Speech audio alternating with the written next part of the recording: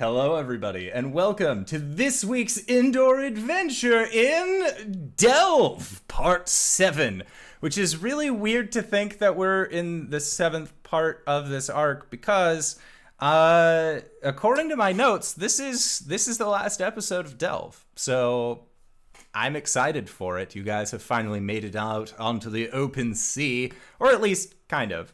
Regrettably, our dear friend Danae is not going to be with us tonight, playing our lovely paladin, Coriander. Instead, she is out and about across the United States, but we'll be back next week, as well as patrons. On Friday, I'm going to be posting up an audio file explaining episode 23.5, which is Cori's foray, to explain the events as to what happens to her during the events tonight. So get ready for that. And you don't need to be a patron. It's actually going to be up for free on my Patreon. It's just more of an incentive to, hey guys, come on by and look at it. I got a lot of stuff there. You can find that one. But last week, you guys met with our dear Captain Blessington aboard the triple-masted ship, the Blessed Bee, where you ended up talking to him and a dwarven mine owner named Denzig, where you informed him that his friend, Tobias, had actually gotten killed by a Ublex, a creature that you did not know the name of, but became all too familiar with when it had attacked you inside of the mine. Denzig did not seem to care one way or the other. He was more pissed that his trade deal fell through because of Tobias's inaction.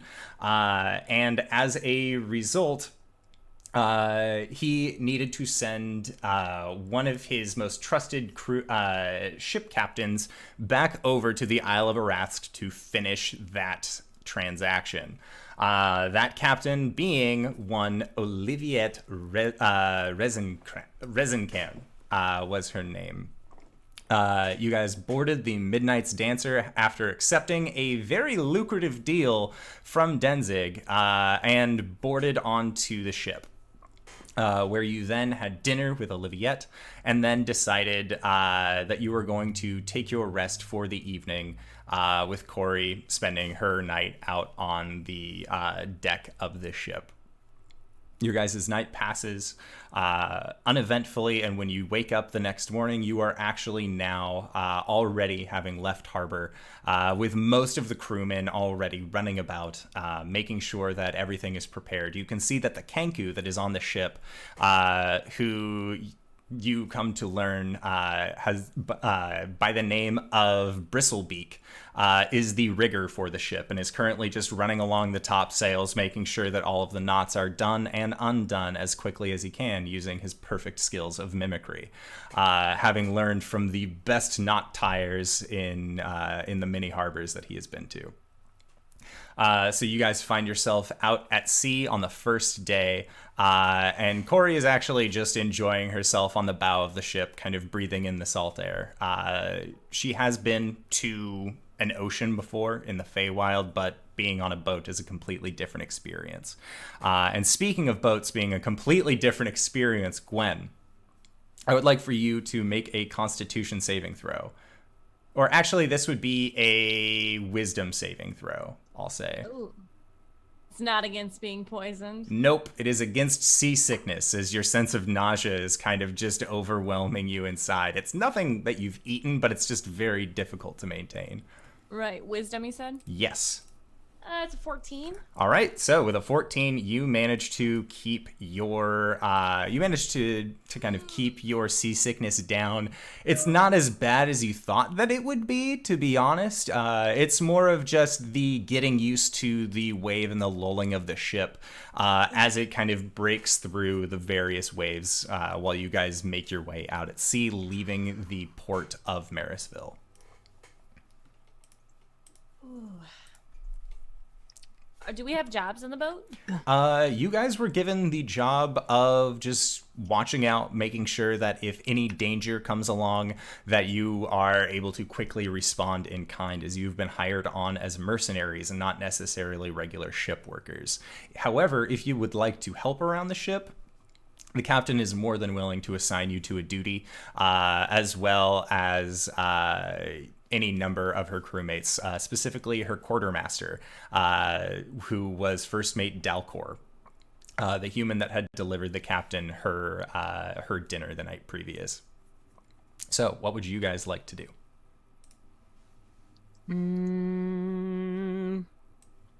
Also, we're still for Phantom 4. Yep, I am changing that as we speak. No worries. If I wasn't given another job besides guard duty, probably fretting over Gwen. Gwen is fretting over herself, and she is going to try and find a distraction. Blake is also going to try to find a distraction, so glad we're all on the same page here. Okay. Yeah. Give me heavy things to lift, please. You know, they say that if you stare at a point in the horizon, it'll lessen the seasickness. But then I have to look at the water. Dude, I'm freaking out. Should I be under the deck or should I be on top of the deck? Because I'm under the deck, then I don't see the water. But if there's a break in the hull, then if I'm under the deck, I get stuck under there. But if I'm on the top of the ship and something happens, I could get flung off of the ship and hit in the water. It's all water regardless, then. Give me something to lift, please. And the captain, who is currently at the helm of the ship, just says, well, if you are looking to rearrange some of the merchandise that we have downstairs, you are more than welcome to occupy yourselves that way. As for heavy things that are on the deck of the ship, I'm afraid there is not much that we can do. If you would like, we have fishing poles if you would like to be in charge of tonight's dinner. Sure. Bookkeeping, you say? Yeah. I'll go rearrange stuff downstairs. Okay. Yeah, so Blake, you are given a fishing pole with a small container of worms and other bait that you can just kind of throw off the side of the ship. Yeah. I do so. Okay. And in like 2 weeks, you will see Blake with a Salt Life sticker somewhere on his person. Amazing. It'll happen. He won't even know it's there. It's a Salt Life tattoo next to the way of the gate. Next to the giant tribal Tiamat tattoo. Mm-hmm. Yeah. Tribal mat. Yeah, so you are busy fishing, and then the two of you are rearranging the merchandise downstairs. Okay. Yeah. And Cori is actually going to, she's just going to be practicing her ukulele, seeing as there's not a whole lot to do. And you see her kind of just scurry up into the crow's nest and then just sit up there. So that way she can just continue playing. And you hear her voice coming down, singing to herself as she goes through her old playbook that her father had sent earlier. And so, yeah, Caelum and Gwen, you guys are down moving the merchandise, and Cybra is doing her best to help. You can see that she is like puts the butt of her head against a box and like tries to push it as best she can, seeing that Gwen is doing so with such ease. I pet her and I cast Enhance Ability. Okay. All right. Did you just juice the dog? And you just see Cybra just moving boxes, no worries now. Son of Maybe. a bitch. She's gonna break a hole in this shit, dude. You'll Yeah, be fine. maybe. I've got mending. Magic man can do everything, right? It can do a lot of things, actually. All right. I need to clear my head. Can we like finish this, please? Yeah, sure. Where do you want it? Do you want this box here? Yes, you said you had a plan for this whole thing. No, I said bookkeeping. I was gonna, but they didn't need it. They have like a full manifest. She just stands there waiting for you to answer. Okay, her question. fine. He starts moving things like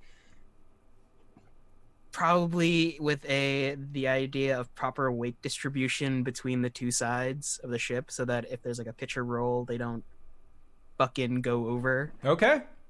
Yeah, sounds good. Let's say make an intelligence check. My one good save. Or check. No, I lied. 15. Okay. Yeah, with a 15, and with your currently juiced up dog and halfling who's able to move a blazed amount of pounds, you guys are able to quickly maneuver all of the boxes and everything around. And by quickly, it does take you about an hour, mostly because it's kind of figuring out where things go, lifting it up, making sure it's held down. But the two of you do end up kind of reorganizing the underside of the ship, just going through, making sure everything is taken care of. And then when you are done with that, are you guys heading back out onto the deck of the ship, or are you going to continue to stay under, learn how to play a game or something like that? Gwen doesn't really know what to do. So she's just kind of like, well, we're done. And then look at Caelum. Yeah. I mean, if you feel up for it, there's some drinking, but you shouldn't probably drink while on a ship. Dude, it's like 10 o'clock in the morning. That's never stopped you before. You're right. However, day drinking is dangerous when you're on the job. That's never stopped you before. Well, I don't want to throw up in front of the captain, okay? Let's be honest. Okay, fine. Again, I don't think that's ever stopped you before. Just starts walking. Shut up! She's gonna chase him down and jump on his back. Carry me upstairs, peasant. Mm. And as you do, you see that Cybra is kind of like jumping up next to you as well. I cast enhance ability on myself. Okay. And then you see that Cybra gets like a little deflated as the magical juice has finally like left her bones. She's totally fine with it though. She seems to understand the situation she was put in and is a-okay. Blake, how long are you planning on fishing for? Until I feel like I've gotten a sufficient amount of food for everyone. If you are going to catch for everybody, roll a d8.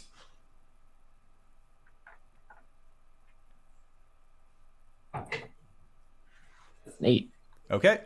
Yeah, so within, it only takes you a couple hours, but you manage to end up just popping up these 5 fish. I guess there is the 4 of you, and then 1, 2, 3, 4, 5, 6, 7 people total. So, or 11 people total on this ship. So yeah, with your 8, you manage to, within several hours, about 3 hours, you manage to actually pull up all of the fish that you need from the side of the ocean. And at that point, it's getting on to the early noon. You guys are continuing to sail forward. It's not exactly the warmest out by any means. It's actually kind of cold as you guys are entering into Neldawan, being the start of the winter months. So this kind of cold air is breezing by you. So it's not like a Caribbean cruise, to say the least. But you do manage to kind of just fill your day up with a little bit of idle movements until eventually dinner rolls around and you are served your food. Is there anything that you guys would like to do particularly during the day, or are you just looking to try and just rest through this first day out on the ocean, kind of get your bearings about you more so than anything? Is there any point where Caelum is alone? I would assume so. It's up to Caelum, though. If you just never want to leave anyone's sight. Dude, No, leave me alone. at some point, like he's during like lunch or something, he walks off and starts reading under the mast or something. I'll sit next to him. Hey, Blake. Hey, how, if I needed you to research something else, not to just make use of you like that, how long do you think it would take.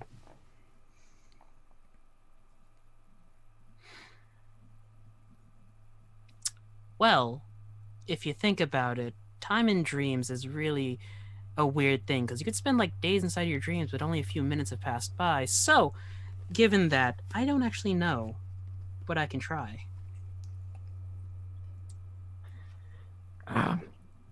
Or I guess, do you know anything about clones? Do I know anything about clones? Make an Arcana check.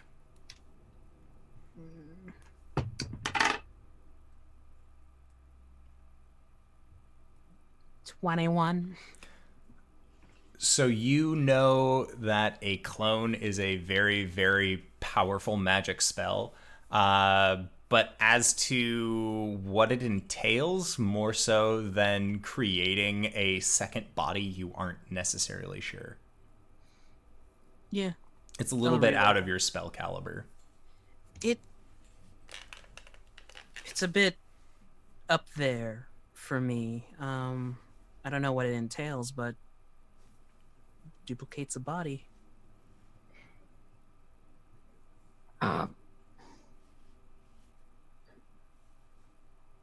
What about the soul?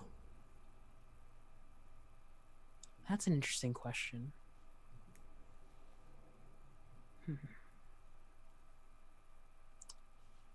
I don't know. Honestly. There are some books that I've read when you do planner travel, is what's coming out of the portal you. Really you.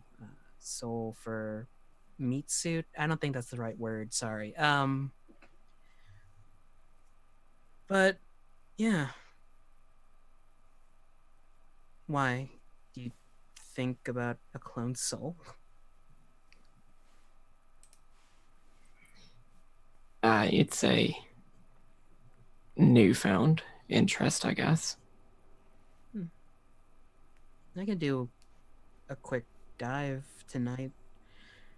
Honestly, I've been getting really lucky with the knowledge that I've been pulling out of there because things have started looking a lot sparser.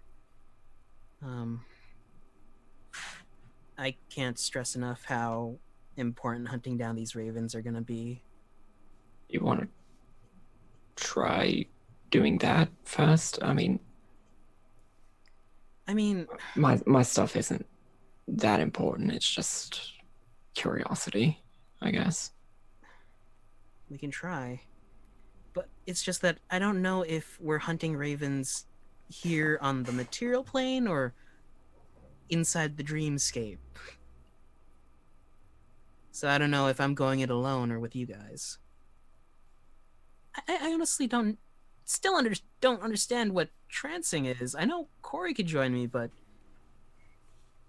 maybe with that ritual you did earlier, or I could drag you into. Yeah, we could try. We can try both of us. Is Cori still around at this point? Yeah, Cori's still just hanging up on the crow's nest, playing along. Okay. And occasionally you'll hear exclamations of, "Ha! Finally got it!" And then just start, plays through it really fast. And then moves on to another slow progression of another one. Yeah, we could try that. Yeah. We'll see. But tonight, I'll do a little bit of research. Okay. No rush. Oh. I still haven't completely gone through his alchemy notes, right? You spent the better part of an afternoon and a cart ride going through them. But there were still a few pages left that you had to go through before you were finally caught up. Yeah. I mean, I've still got other research of yours that I can catch up on, so. Okay. Thank you. Yeah, it's no problem. All right. And Gwen, what are you doing? What are you doing while these two are having their conversation over by the mast? I will probably. This is at lunchtime. This is a little bit after lunch. I probably will have made friends with one of the deckhands who I am telling a story to about my tribal time and like a sweet kill I had and that sort of stuff. All right. So which crew member? You have your pick of one of two half-elves, one of two humans, or a Kenku. I'm going to tell it to the Kenku because I don't think I know what Kenkus are. Okay. I'll just assume that she's like into what I'm saying because she's just repeating me. Yeah. You would know what Kenkus are because of your friends Jingle and Jangle from back in Shroudport. Right. Wow, that was so long ago. Okay. Yeah. But they could speak completely, right? They could speak completely, yes. Okay. So yeah, I'll probably try to make friends with the Kenku. Okay. Lord Squawkbeak or something. And when you go over, it says, Bristlebeak! What's up, Bristlebeak? Had a couple friends back in Shroudport that were of your type. Do you partake in the shiny objects? Ooh, shiny objects! And it just kind of like brings its hands up. All right, and then I'm just gonna tell her, like, is it a male or a female, or doesn't matter? Roll a nature check to sex the bird. I got this. I'll use my big D20. Roll a charisma check to sex the dwarf. No check needed. That's a 6. All right. Yeah, you're at this point. You're like, I don't really know which way is which. So yeah, I'll just end up going off on a story and see if they're enjoying it. Probably helping them with whatever they're doing. Yeah. And at this point, Bristlebeak is making sure that that the sails are pulled in a way that will catch the wind in an optimal path. Occasionally, the captain will steer the ship and direct Bristlebeak to kind of raise or lower one sail versus the other to either get to either help with a turn that they're making in this large open expanse of ocean, or Bristlebeak just kind of sits around and makes rounds, goes around to make sure that all of the knots are as sturdy as they possibly can. But it seems like they really appreciate your company. Ooh, thanks. That's what I'm doing. And Cybra is just kind of like following next to you, just very happily going along with the flow of motion. And you guys can make perception checks if you would like while you're out. Yeah, we're supposed to be like, keeping track of things and making sure that there's not danger on the horizon. 10? Oh, no, 11. Okay. Yeah, 24. Dang. Woo! 50. 19. Okay, so Blake, your thoughts are still more preoccupied with the events that have transpired over the last several days. Turns out that you needed more than a week to kind of decompress on that, or at least fourth wall time. It hasn't been a week. Nope. And so you are currently just kind of going through that. And so you don't really notice this, but Caelum, you and Gwen both see on the far right side that there are what looks to be just like land masses. And you can tell that these are probably the small chain of islands that the captain was telling you about previously, how they're no larger than about a mile wide and just kind of seem to be placed sporadically between the continent of Illyria and the Isle of Arask as you guys are making your way there. So you get a general idea of where these land masses are. In Caelum, you can see very far off in the distance that there is a landmass that is located off to the left side as well. And you're fairly confident that you're too far away to actually be anywhere near Arask. So this is more of just getting a general layout of the course that you guys are navigating as you go. And do you make mention of potentially doing bookkeeping a second time while you are on board the ship? All right. Because you kind of remember that the captain's office had been very cluttered, with a lot of books being set on top of papers, set on top of chairs that were just sort of arranged in a very nonsensical fashion, almost like my own personal sorting methods. And so, yeah, you go and offer like that, but way worse. Because who wouldn't use game notes as a coaster for coffee? And so what you end up doing is that the captain ends up going into the cabin with you, just so that way she has an eye on you, so that way you're not like just rooting through her stuff. She's only really known you a day, but she does appreciate the help and leaves the quartermaster to actually do the steering from this point on, as it's again just kind of a very straight shot to get to where you guys need to go. And make a, we're going to say a wisdom. How do you want to sort these books? Or like, how do you want to like structure her office to make things like more easily and readily available to find? Because you find that she has space on her bookshelves, but a lot of like cups and mugs have just been left here and there, to prevent actual things from going back into a slot where they should be.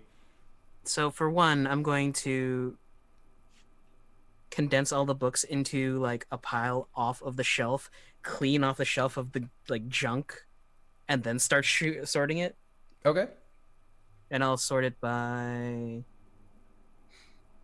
alphabetically. That seems simpler. Okay. And she, like, when you go to start putting them away alphabetically, she just kind of shakes her head and is like, I always put it by whatever trade deal was going to be at the forefront of my ship, or my operations, so that way I could just easily grab it. But I feel like alphabetically will probably save me a lot more trouble in the long run. Well, would you like to do it alphabetically and then I could parse it by date as well, or would you just like it straight alphabetically? Or by date? I could do either or. I would say alphabetically. Again, it would probably save me more time than going date-based. Sometimes you are in port, you get a little in your cups. Next thing you know, you have several trade contracts under your belt that really need to get underway. It's like working on a commission. It will never be finished. But I do really appreciate your help. Is there anything that I can do for you? As well, I mean, you are still helping me. Not that I could think of. I just need to. If only you had some binders. So many options. Sorry. No, I'm fine. Okay. Well, perhaps maybe you can help me a little bit. If that would be okay. Yeah, sure. What's up? Your friend Coriander is very talented, no? Mm-hmm. She is. Maybe you could tell me a little bit more about her? And she just is like putting books away. Oh, well, from what we've been told, she's in Eladrin, and they have these sort of fantastic powers. She can transform based on seasons. That's what I was told. She's very kind. She looks after me a lot. Well, all of those are good qualities, but what kind of things does she like? Does she like to dance? Does she like to sing? What colors does she like? She likes Caelum, like, a lot. And her ukulele. Yes. This is true. She's been playing just absolutely incredibly all day. And I wanted to do something to thank her. Not often do we get bards on this ship, so maybe when we get into port, I had nothing. in mind, really. That's why I was asking you to see if maybe you would have some pointers for a sea captain like me.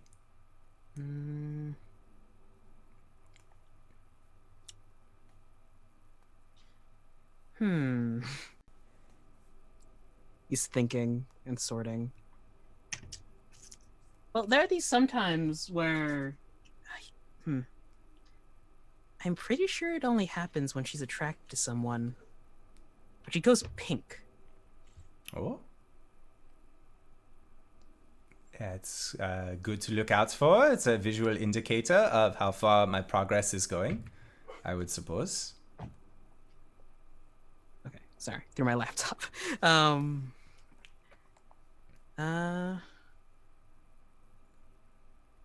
pretty sure she misses her mom and dad a lot, but I don't think you can help out with that.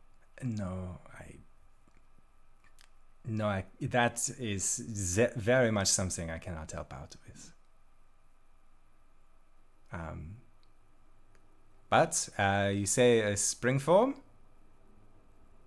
Yeah. Does she like flowers? Do you think she likes flowers?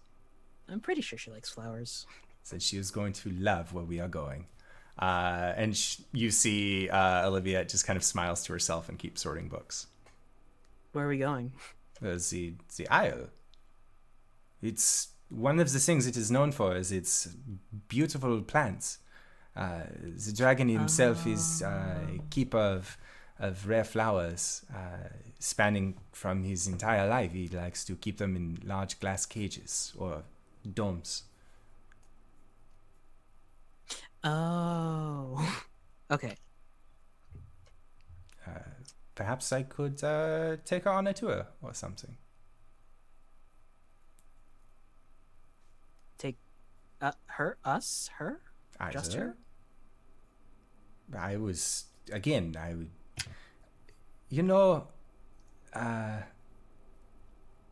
I'll think about it as to a gift for her. Sorry, I read something in chat. Could you repeat that? It's no worries. I can think of something to give her. I feel like you've given me at least a little bit of information that I should be able to use to at least give her something to show how my appreciation. Okay.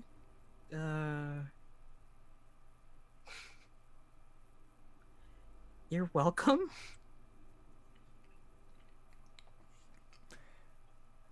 Thank you. Not only for being here to talk, but also for helping me. This looks incredible. I mean, we've been here for a while, but everything's put away in such a nice and neat fashion. Now, do you have like could you possibly go and fetch a net from down below? So that way I can set it up in front of the books. Oh. Make sure that in case any kind of wave or something happens, they all stay in place. Sure. The quartermaster's just I'll find it. Okay. Yeah, and you go out and you help her find a net and then kind of make sure that it's set up in such a way that all of your day's work is not going to go completely just completely forgotten. And so yeah, you guys are leading into the nighttime on your first night of the ship. And at this point, Cori's come down and is just eating into some of the food that has been offered to her. Blake, you said that you had caught fish for everybody, so she's actually going through the process of helping to season it a little bit. She actually got a small packet of spices from the Feywild that seem to be making this taste just all the better. As you can see that, like, she even pulls, the captain comes over with several limes and cuts them open and actually will squirt lime on top of the fish to make, as the acidic content will actually kind of flash fry the fish for you guys to eat. And Cori is just digging in to what you have caught and just, this is delicious, just extremely happy. And you can see her just kind of like smiling to herself. A little bit of fish is still stuck on her face as she does. Just gonna reach over and... Yeah. And as you do, like, she just stops and like looks over you. Something on my face? It was fish. Always fish. She just goes back to eating. All right, dude, don't eat a bone. They have both? Oh, shit. It'll Cori. be fine. Oh no. Yeah. So what is your guys' plan for the evening? As once Cori has finished her dinner and made sure to pull out all of the remaining bones that she may or may not have found before, you can see that she is she looks like she's just practicing her swordsmanship on the deck. At some point, I will try and find Blake if he's with Caelum or whatever, but probably away from the crew for privacy. So wherever you are. Below deck? Cool. Gwen's just gonna hop up and like sit on one of the boxes. Hey, dude. And then she like looks around. How you feeling? Kind of weird. How come? Well, like, you know, the thing that happened the other night. Heart demons and such. Oh, yeah, it's... when I'm freaking the fuck out. Oh. Okay. What exactly are you freaking out about? You guys didn't really tell me that much. I'm not gonna lie. I mean, I don't think I'm ready to talk about it. Okay. Do you want to cuddle? No, that's the other bit of awkward business. I'm sorry. I don't really know what to do if you don't, like, talk. That was just the first thing that came to my mind. I'm sorry. When do you think we had sex? Well, you mean, like, the drunk night in the tent? Yeah. I mean, I assumed we did because nothing was said, and that's usually how things are handled. Not in my experience, but I mean, I do have to admit my experience is very limited. All right, I can teach you the ways. I'd rather not. No, it's okay, dude. It's just like, I mean, I honestly have never like stuck around before. Like normally if I sleep with someone, I just kind of like don't see them. So like, it's kind of nice to know that like, if you do, it's not a big deal. Oh, okay. I mean, as long as you think that it's not a big deal. It's, in my very limited experience, it's really not. Cool. Well, then don't worry about it. And she like punches him on the shoulder. Can I insight check Gwen just to see if like if that's how you really feel, or if like this is just way too awkward for you? Go ahead. I'll allow it. I'm just voicing the sky for this. Dirty 20. She's come to, you can tell that I did not roll higher than that. You can tell that she has come to like this like acceptance of like she was acting weird right afterwards, but now she's like, all right, yeah, I guess it's cool. Like, he didn't bring it up. I didn't bring it up. Like, nobody brought it. We're fine. Things are fine. Okay.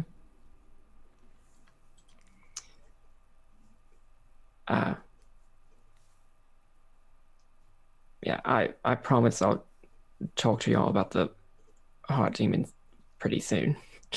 Yeah. I mean, out of all of us, you kind of have the least fucked up shit. Except for Cori, right? No, Cori has fucked up shit too. That's debatable, but yeah. I mean, just like memory bead babies.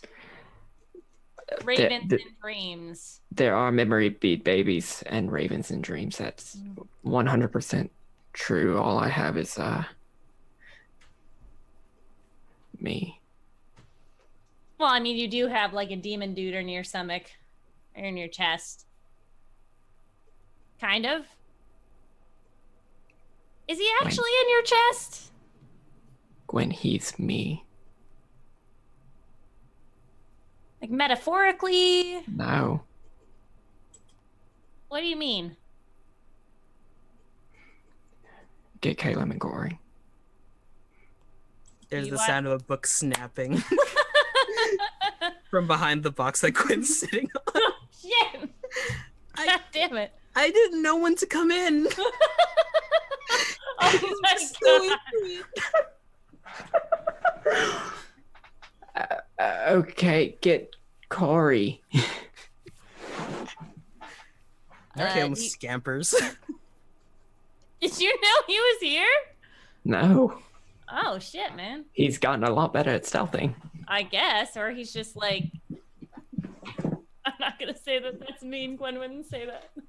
No, he's just not noticeable, forgettable. Caelum is egg, confirmed. So like, do you want like alcohol? I don't know. I'm not the best to talk about this stuff. I could listen. Alcohol would be great. Sweet.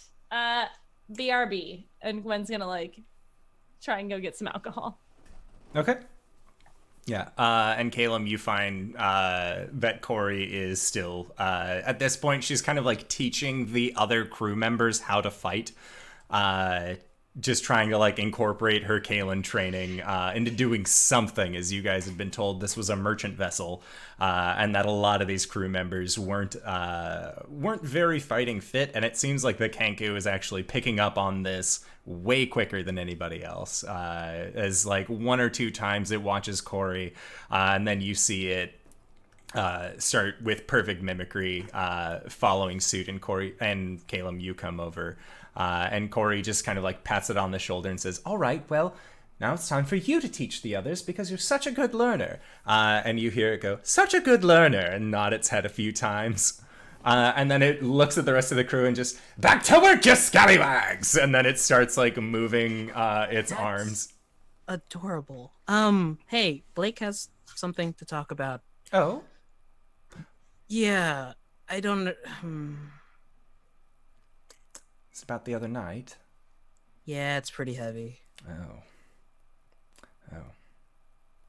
Like, of course it is. Well, if he's ready to talk about it, that must mean that it's important. Or that it's something that he's definitely going to need us for. So, what are we waiting for? Come on. And she just starts walking forward. Runs after her. I come back with a bottle of rum and I set it down. You can only drink half of it before you explain. Just as a rule.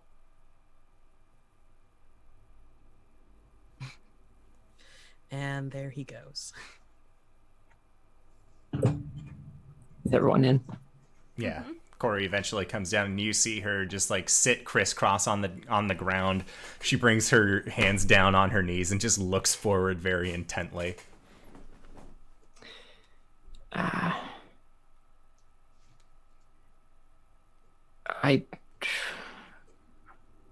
don't know the whole story.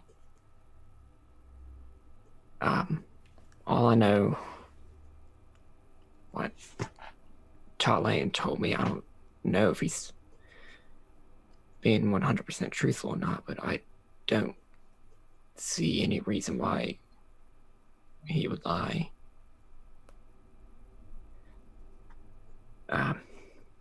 My name's not Blake, or it is. It's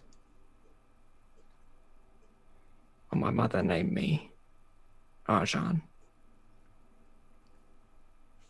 Sorry, my hair's doing the like Tobey Maguire thing. Yes! We're getting all sorts of Spider-Man 3 up in this bitch. Oh, God. And I'm not Tarlaen's son or heir so much. I'm his clone. What's a clone? Caelum? Well, a clone is...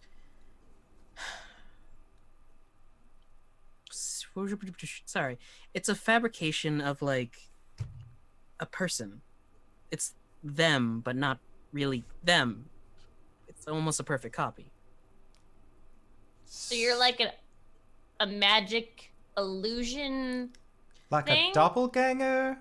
Like a fae thing? I don't think I'm Fae.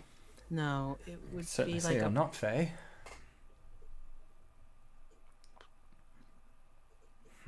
Yeah. Clones tend to be copies of the individual. So you could say that he's basically Tarlaen. But he's a dragon. You're a dragon born. Right? Are you a dragon? I don't know what I am. Oh. Well, do you get like dark thoughts that you can't control? Not for a while. Do you feel like your thoughts are your own and not controlled by someone else? Yes. Sweet. She like punches him on the shoulder. Then you're a person, dude. Regardless of who you think you might be, and Cori just kind of like puts one of her hands onto your knee. We know you as Blake. You might be Arjan. You might be this clone of Tarlaen or something else entirely. But regardless of that, you're still our friend. We still care about you. Regardless of what's going on. I mean, you all still cared about me after I absorbed the spirit of the holidays. Yeah, but I that would was say even more so good. now. It's the same thing. Took on a very important responsibility, and apparently you're gonna give shit out to kids. That... I don't know if I actually will. You better get us presents. I'm going to get you guys the best presents if I can. But we're not talking about me, and we're not talking about delivering presents. We're talking about Blake. Or Arjan. Whatever you want to be called, we'll call you that. But to me, you're still Blake, at least for now. Still the Dragonborn I met out on the road, who looked like he was trying to scare somebody, but see right through that. As much as you like to say you've got a demon in your heart is also very soft. It's very big. I feel like I'm getting a like angry growl in the back of my head right now. It's there. It's a deep grumble, but it's not trying to overcome you or anything. It's just there. You're not gonna like turn evil, right? I don't think so. I had to be honest. I still have a lot to think about. There's still a lot of baggage with being Blake. Everyone's got baggage, dude. But we kind of are here to help you carry it, right? That's what friends are for.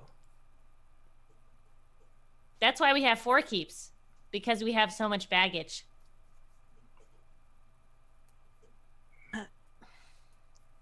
I mean, with 4 keeps, you have a lot of room to put it.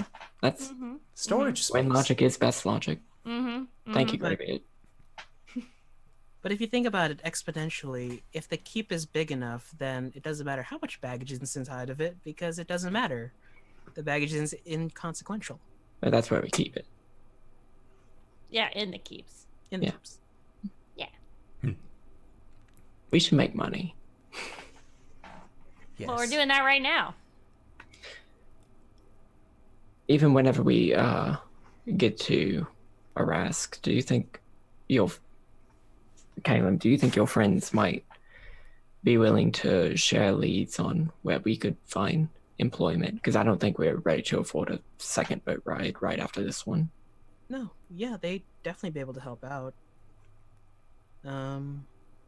If we could track them down. Like, we'll be able to find him. Don't you have arcane means of messaging? Not that far. What's up, dude? True. We might need to be careful on Arask. Why? Someone that knows Tarlaen Oh. and Oh. I sort of have a very strong resemblance to him, Right. being him. Right. Well, I mean- no. You don't need to say that. You're not him. You could always go back to the hood up. His hoodie is up right now. Oh. So, like, this Tarlaen dude, he was like, he's a dragon, right? He is a dragon. hmm There haven't been any dragons around for, like, I mean, besides this dude, for, like, years. Like, who would recognize him? 500. Thank you, Caelum. I mean, you're right. He may have forgotten about him in that time. Is it like an elf? What do you mean? The person who knows him. I mean, that was like 3,500 years ago. I yes. think it's the elf. It's going over Gwen's head. She doesn't understand what's going on. Gwen. Hmm? The Isle of Arask. Yeah. It's ruled by A dragon. A yep. the It's- one oh. other dragon that's been around in the last 1,500 years. Oh. So were they like friends? No, Oh. they sure weren't. Or at least Tarlaen hates him. I don't really know. It could be like a frenemy relationship. Who knows? Maybe Arask was really cool with Tarlaen, and Tarlaen was just an asshole. Any input? The No, king okay. of splendor will burn. There you are. Can you repeat that? The king of splendor will burn.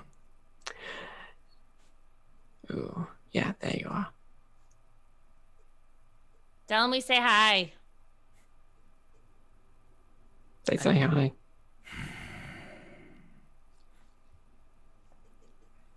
Does he say hi back? No, he just sort of exhaled. All right. So, dragons are big. We're not going to run into him. It's going to be fine. It's fine. He won't recognize you because it's been thousands of years, and you're tiny, and he's big dragon, and they can't see very well anyway, so we're good. Gwen. That sounds like sound logic to me. Okay. Blake doesn't know shit about dragons.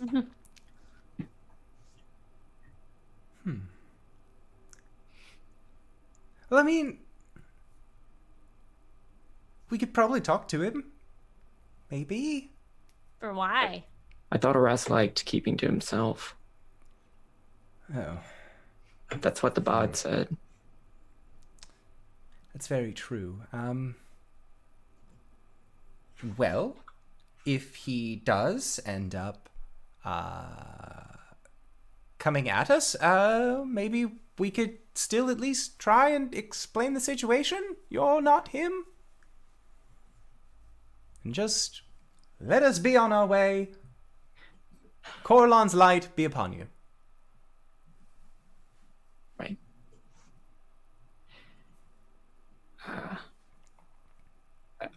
Caelum, if it's not too much to ask, can you still get that information about the clones? Because I've still got a few questions about that. I can certainly try. I'll just like smile. That like shy, awkward smile.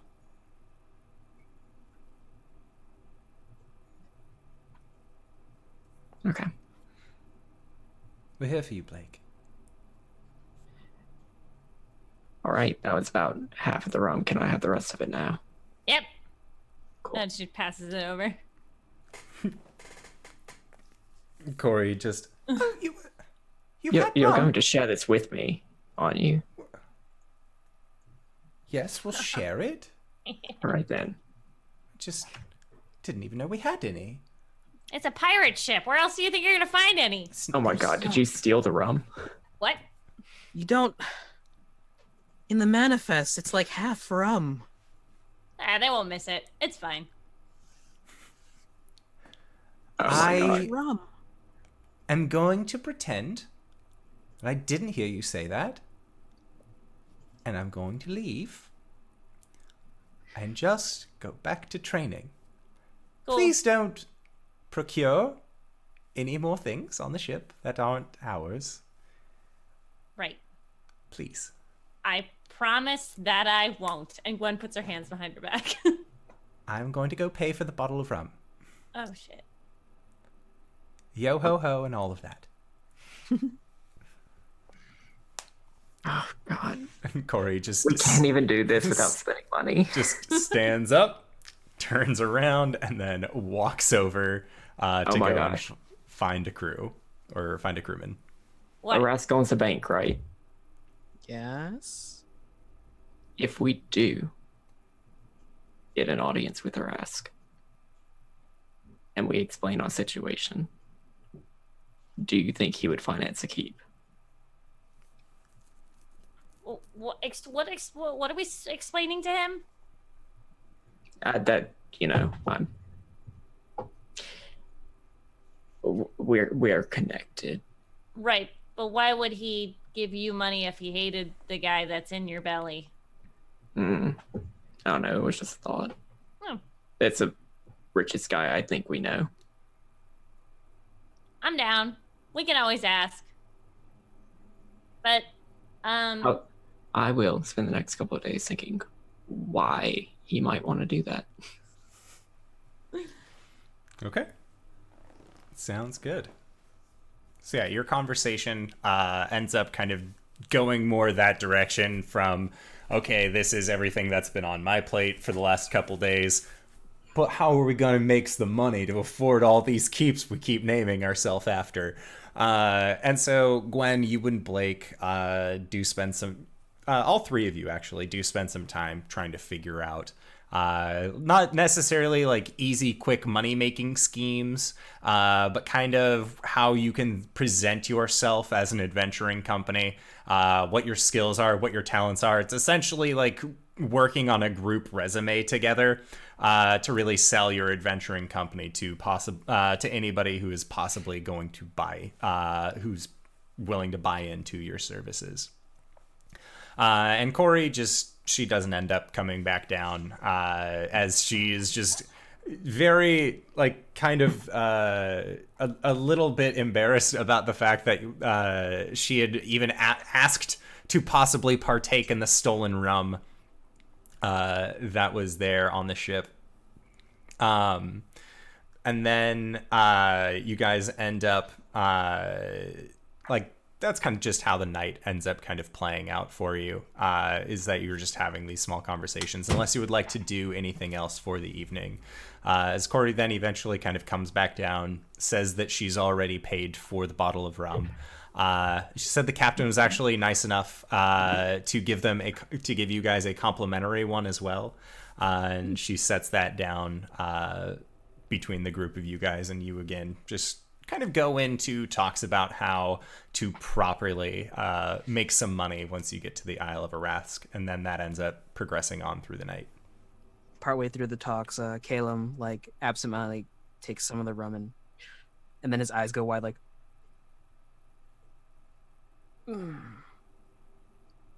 Yeah. Gwen just leans over, staring at him. How to taste. this is horrible. Why do you guys like this so much? We like it because it's horrible, and Cori just takes a drink as well.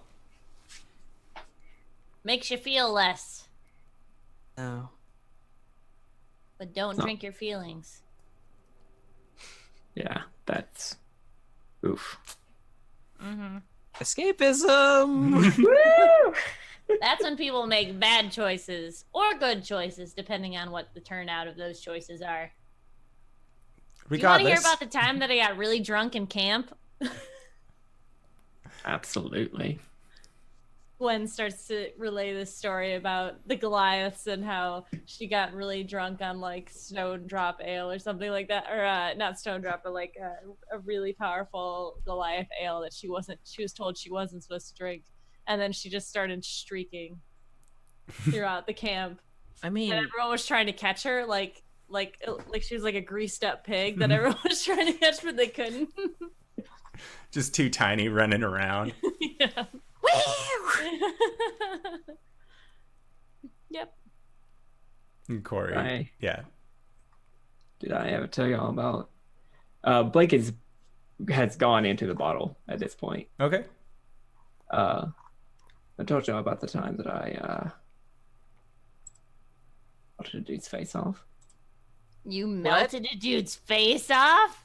That's incredible. Go on. Yeah, so I spent a lot of time with the Witch Knights, right? Mm-hmm. That's where I grew up. Mm. And one of the other hunted students, younger humans, we really didn't like each other. One night, we were called out to deal with some skeletons that were arising in a cemetery not too far away. And whenever I went down into the mausoleum to dispatch the last couple of them, he locked me in. What a dick. That's actually where I found this, and I'll pull out the wineskin. Nice. And that's how I found out that it, like, restored itself. A couple of days later, Ilni found me and let me out. And well, I had nothing but wine over the last couple of days, so I stumbled back in pretty damn drunk to the sanctuary. I locked eyes with him, and I breathed acid all over his face. That's fucking sick, dude. Yeah. Did he leave you in there to, like, die?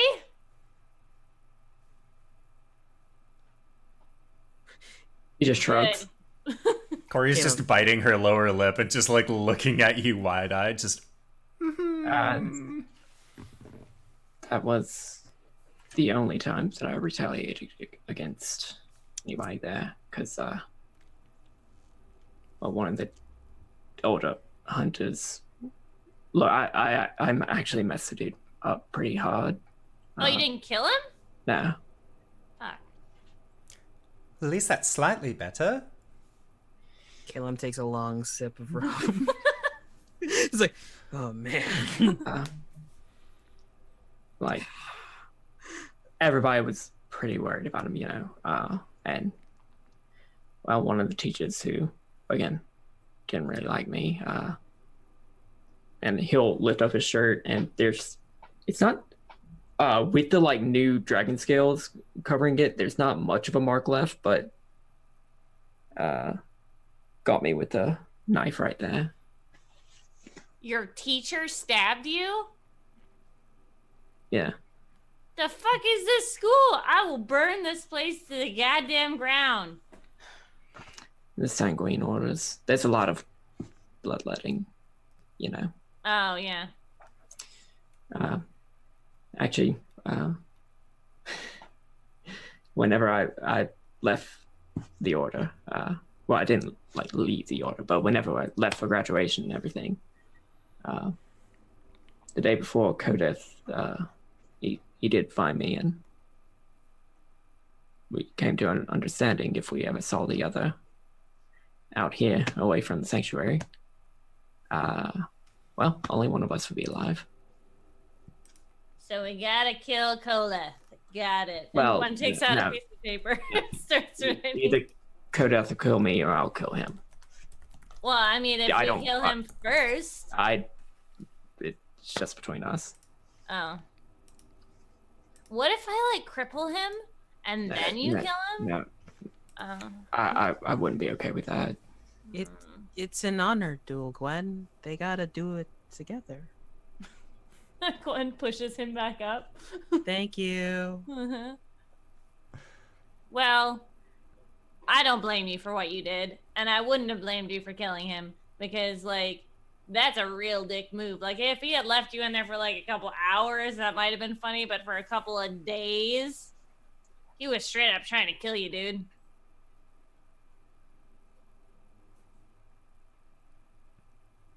Wonder if they knew. What? The other guys in... Oh my god. What if the teachers knew? We're gonna burn this place to the ground. Woo! No, I You mean, want- what? I wonder if they knew about me, about Tarlaen. Oh. Oh. What does that matter? I mean, you're your own dude. You're not him reincarnated. You are your own dude. Except I am. But he's in your head. He's not you. He's you? That's why I need to know about the souls. Right. Souls. It's an interesting subject, nature versus nurture, because the same set of circumstances that made Tarlaen are not Gwen going to pushes befall you. you. So, jerk! I thought you were falling over. Oh, thank you. So the same set of circumstances that might have formed the being as Tarlaen won't befall upon you, Blake, or Ashran. What do you want us to call you? I haven't decided. Blake it is. I like Blake because Blake is a shorter word, but it also starts with B. I like bees. I said like D's. These Bees what? are good. What? Everyone just laughs to herself. Cori what? just smirks and then takes a quick shot. I don't. Oh my gosh, you guys. I like the alphabet altogether, though. We shouldn't have gotten drunk. We're supposed to be protecting the ship. Whoops. It's alright. I got it. No. As long as they ring the alarms or whatever, we'll still be like battle ready. It's Why would okay. you wish that upon us? Gwen's gonna like get up on Blake's lap and like take his muzzle and his head and just like put her head against his head and be like, "You're a cool dude. You're gonna be fine. I promise." And then she's gonna headbutt him, jump down, and then go upstairs. At the point where Gwen headbutts him, she is no longer supporting Caelum, so he falls forward. And Cori, who hasn't been drinking very heavily this night, it's just like, oh, right, someone needs to get to sleepy time. And she just starts like picking up Caelum and maneuvering you over to a hammock. Don't know. I don't like the hammocks. They sway. They sway, so that way you can maintain your center of balance when you're on a boat. That's smart. You're smart. No, you're smart. I'm the one who hits things good. She's like kind of like lace you into the hammock. And she like fix that. Yeah, I'm like in character. He's like asking if Cori can like fix his drunkenness. Honestly, I was just going to let him fall asleep and then do it, so he didn't wake up feeling terrible. Ah, okay. That makes sense. You're so smart. Cori is just the one sober person at a party. He's the designated driver. The designated defender for the ship. And she, after she kind of lays Caelum in, she ends up calling after Cybra, and the two of them go up on the bow of the ship, or up on the deck of the ship. She says that she's going to go and meditate underneath the stars. What would the two of you remaining keeps like to do? Just head to bed? Gwen will like keep watch for as long as she can, and then probably pass out Okay. on the floor. All right, so Blake, are you climbing into a hammock, or are you just kind of sleeping where you're at? Tarlaen.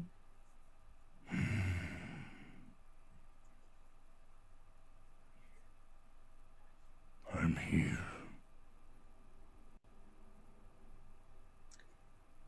When we get to the Isle, well, first off, how do you feel about that? I look forward to it. I want to see how this King of Splendor has been faring. Okay. Cool. Cool indeed. If he want to kill you, or to kill me, if he finds out we're there, Like your friend said, just tell him we're not the same. I know that's not true. You know that's not true.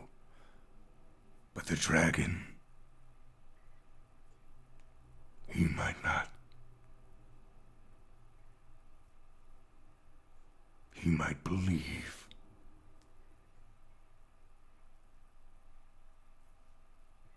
all right. I'll go sleep. Okay.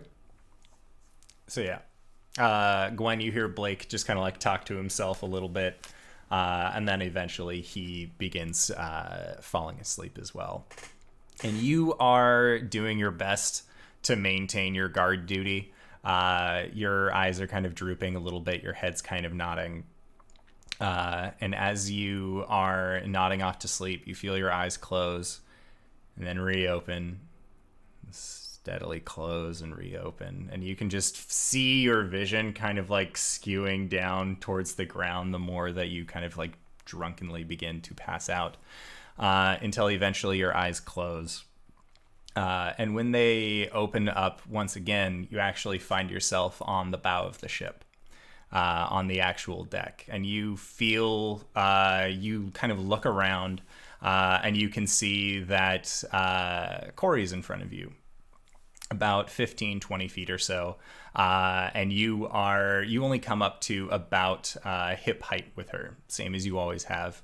And as you feel your body kind of steadily moving forward, you hear what sound like nails on the wood as you begin kind of approaching, and your hearing is filled kind of just with this the sound of panting coming from directly below where your audio receptors are. And as you are kind of looking around, you see the captain actually is talking with Cori. And they are communicating in Elvish back and forth to each other. And as you feel your weight kind of sift back down, and you feel your haunches kind of sit down on the ground, you see Cori and the captain kind of look at each other.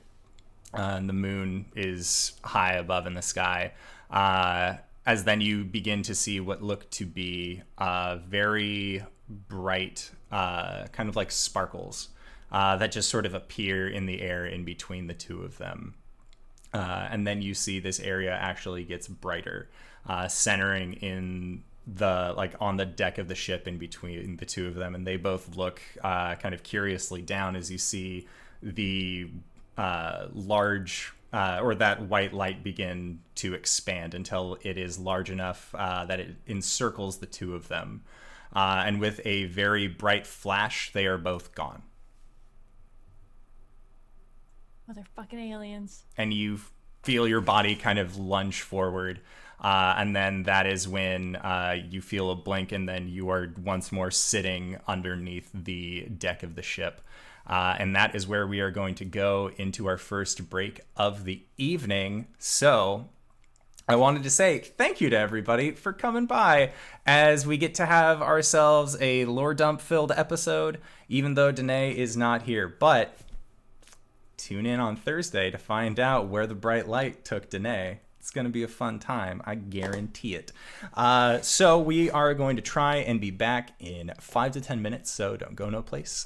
Grab a drink, grab a food, grab a friend, bring them on back, and we will do our best to keep putting on an amazing show like we always do. So until then, we will see you guys right after the break. All right, everybody. Bye-bye. Hello, everybody. When a spear from the deep makes your cleric go yeet, it's on Monday. It's our Monday show, everybody. Hello and welcome. We're currently working on a remaster of It's Amore for our Monday night game, so be on the lookout for that. Before we begin, I want to say, Pro Restarter, thank you so much for the raid. That's awesome. You guys are great. I appreciate what you do, and thank you for stopping by, because that was really helpful. So yeah, last we left off, Gwen, you seemed to have your own vision leave your person, where you witnessed a large white light emerging around Cori and Captain Oliviette, and with a bright flash, the two of them are now missing. You kind of looked around for a minute with your extended vision before you blinked and your eyes opened up once more below deck. What would you like to do? This felt really real, right? Yes. Okay, I'm gonna bolt up and I'm going to yell, Cori! Shit! And I'm just gonna start, I'm gonna like, am I close to anyone's bunk? Blake fell asleep on the floor where he was sitting previously, and yeah, you could easily be within reach of Caelum's bunk if you would like. Okay, I'm gonna like take a step forward, and then I'm gonna stop, and I'm gonna shove Blake over, and I'm gonna push Caelum's thing, and then I'm gonna bail. Cori! All right.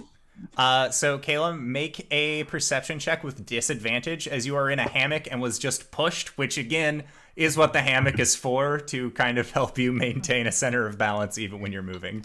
Oh, that's a 10. Okay, yeah, you end up waking up. You're sober as hell. It seemed like Cori had actually used her lay on hands to remove your poison from you after you had passed out in your hammock. Oh, that's nice. Wait, Cori! like just gets up. And Blake, there's no perception check needed for you on this one. You got shoved over and fell on the ground. So yeah, you wake up to Gwen yelling for Cori and then rushing towards the deck. Or the stairs. Shirtless Blake. Okay. All right, so shirtless Blake, Gwen, and Caelum, you guys all make your way up to the top of the deck. And when you do, at the top of the stairwell, you see Cybra kind of just like looking down and then rushes back over to where Cori was. And as you guys are yelling, some of the other crewmates are also stirring and just kind of asking the general question, what's going on? I don't understand. And you see that sliding down from a rope up in the crow's nest, your Kenku friend is actually just sliding back down until eventually they land on the deck. And then they just rush over to where you guys are headed as well. And so as you guys arrive to the spot where Cori was, you notice on the ground that there is what looks to be a large circle pattern. It looks like there is lettering that looks almost silver in its reflection from the moonlight. And it looks like it is in Elvish. So, Caelum, I know you speak Elvish. Does anybody else in the party speak Elven? No. No, but I love my circles. You do. So Caelum, That's not me here. you end up making head and tail of this. Why did I put them over here? Of what the note ends up saying, which I thought I had written down right there, but I did not. So you end up finding. I found it! I found the one. That the circle spells out in a very, very old elven text, all roads lead home. She was just fucking here, and then she just disappeared. There was a beam of light, and then they were just gone. I'm gonna spend a few minutes casting Detect Magic on the circle. Sounds good. And then the Kenku kind of comes up and says, "Oh, what moon goddess is this?" And it just kind of looks around very concerned, and you can hear it emulating Cori's voice. Oh my god. Did you see what happened? It just nods. You saw the beam of light and shit, right? It nods very hurriedly. Who was on the deck with them? The Captain Oliviet, it says. Right? Bristlebeak! Yeah. Anyone else? Coriander. Mm-hmm. Dog? Cybra?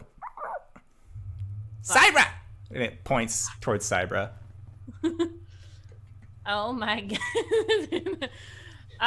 Well, shit. We have two problems, but one of them is more present, okay? We need to find her. Is this magic shit? The Captain? Yes, the captain. Yes, she's gone. And so is Cori. Tell the rest of the crew. It just, the Kenku just nods and begins, running down under the deck. Gwen, how did you know? That's problem number 2. We need to deal with problem number 1 first. Yeah, you're right. The Kenku, did he speak Elvish? The moon goddess thing? It just shakes it. Or, yeah, it would have repeated that in Elvish. So I wouldn't know that it was asking about a moon goddess. Caelum would. Right. So I'll let Caelum do his work. Mm-hmm. Time to suss out what the fuck's going on. Does my Detect Magic ping off anything? Yes. Yes, it does. This entire circle on the deck of the ship radiates magic. What kind of magic? Or does that not have to focus on for that? It is considered to be... Let me look it up. Because that is a good question. Guys, by the way, Rocco got stuck in one of my, that's why I had to bail. Rocco! Yeah, one of the speakers fell off the table and it was wrapped around his neck and he was just so confused. Poor My baby. puppy's wearing a cone because he has an owie on his neck, but he gets stuck on everything. It is a conjuration magical effect. Wait. So, the Kenku said... Wait, the Kenku said what kind of moon... Wait, what moon goddess is this? Or- Yes. The Kenku's exact verbiage was... Which moon goddess is this, I wonder? Which moon goddess is this, I wonder? Yeah. The magic, the circle, it's conjuration magic? I don't know what that means. It means that either something got out or something went in. Yeah, she And- got beamed out. To where? Gwen just throws her hands in the air and like waves in the air. I don't know. I'll relay. And Bristlebeak said something about which moon goddess is this. You guys don't speak Elvish, do you? No. What's the phase of the moon like? At this point, because we had established what phase of the moon we were at, you know that it is one night before a full moon.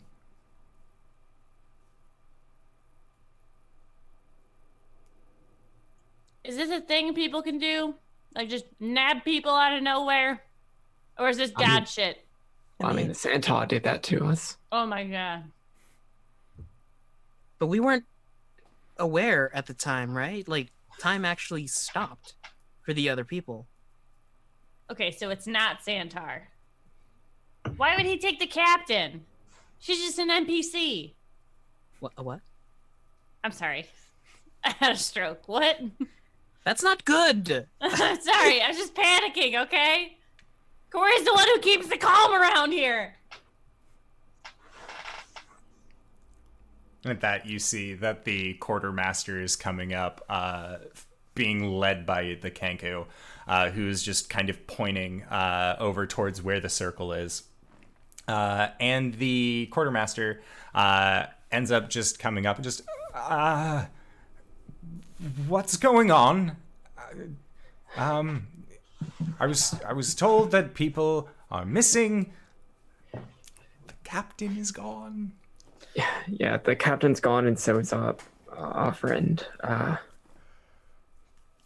That's not great. No, it isn't. You think we don't know that? I have. Okay. I am the quartermaster. I am in charge of this vessel now. I am going to do my best. Carrie, I don't know what the fuck is going on. I'm doing my best to kind of hold it together. Look, breathe. Look at the moon. Look at the moon. Okay. Stop. All right. Do you need to hold on to something? Do you need a hug?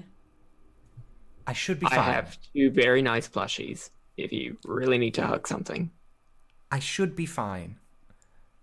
The deep breaths were actually very helpful. Okay, look at that. You do see, and I'll point out the circle. Okay.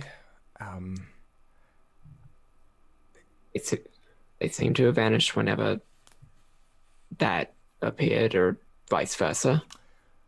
Well, I can give you a strong hint that this was not on our ship before. Okay.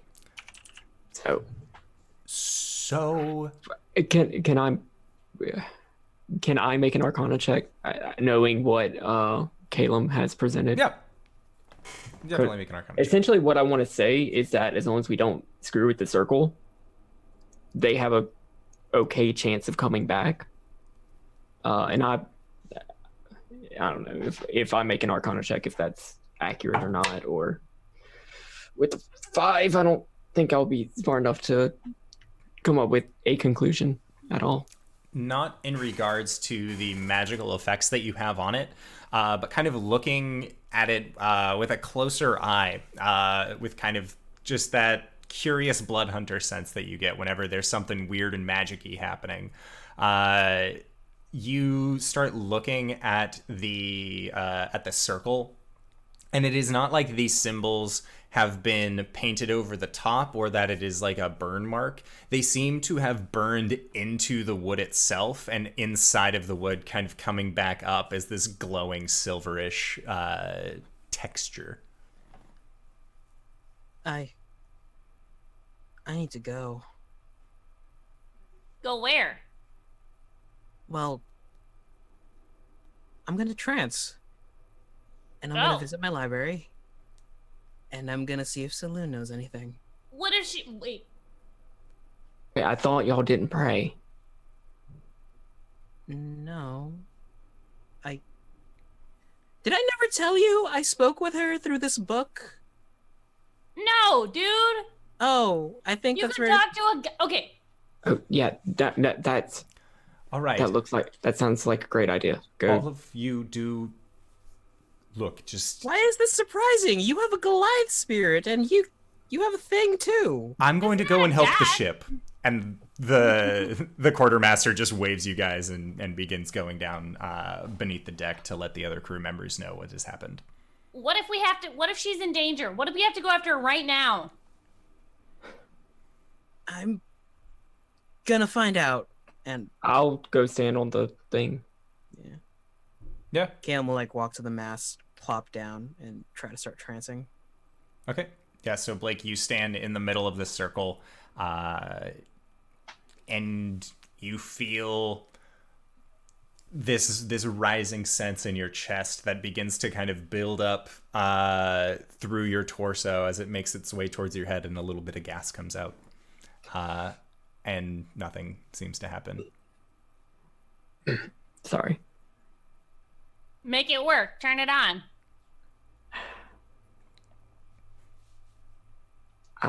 This isn't my sort of thing.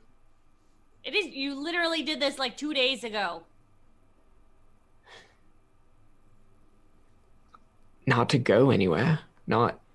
I never disappear. That's true. I mean, I can try, but I don't know. I don't have any connection to a moon goddess, as far as I know. Are we saying that the moon goddess did this? If that's what Cori was asking, then that's what she thought. All right, shit. All right, Caelum, go to sleep. Do your thing. I'm gonna panic, okay? I'm just gonna be panicking. And Gwen just starts walking up and down the ship.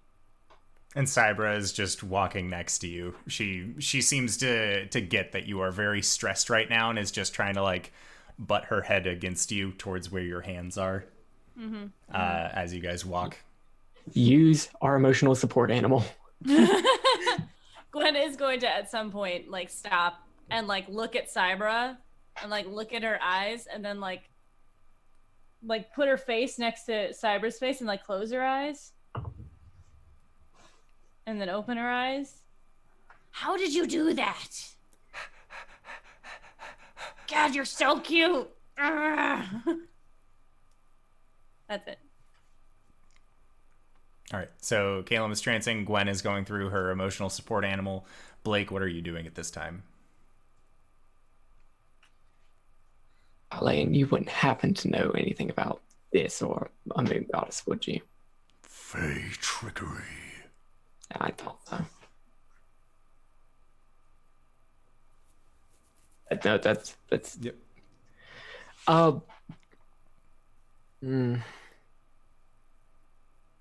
No, Blake's not gonna fuck with the circle. Okay.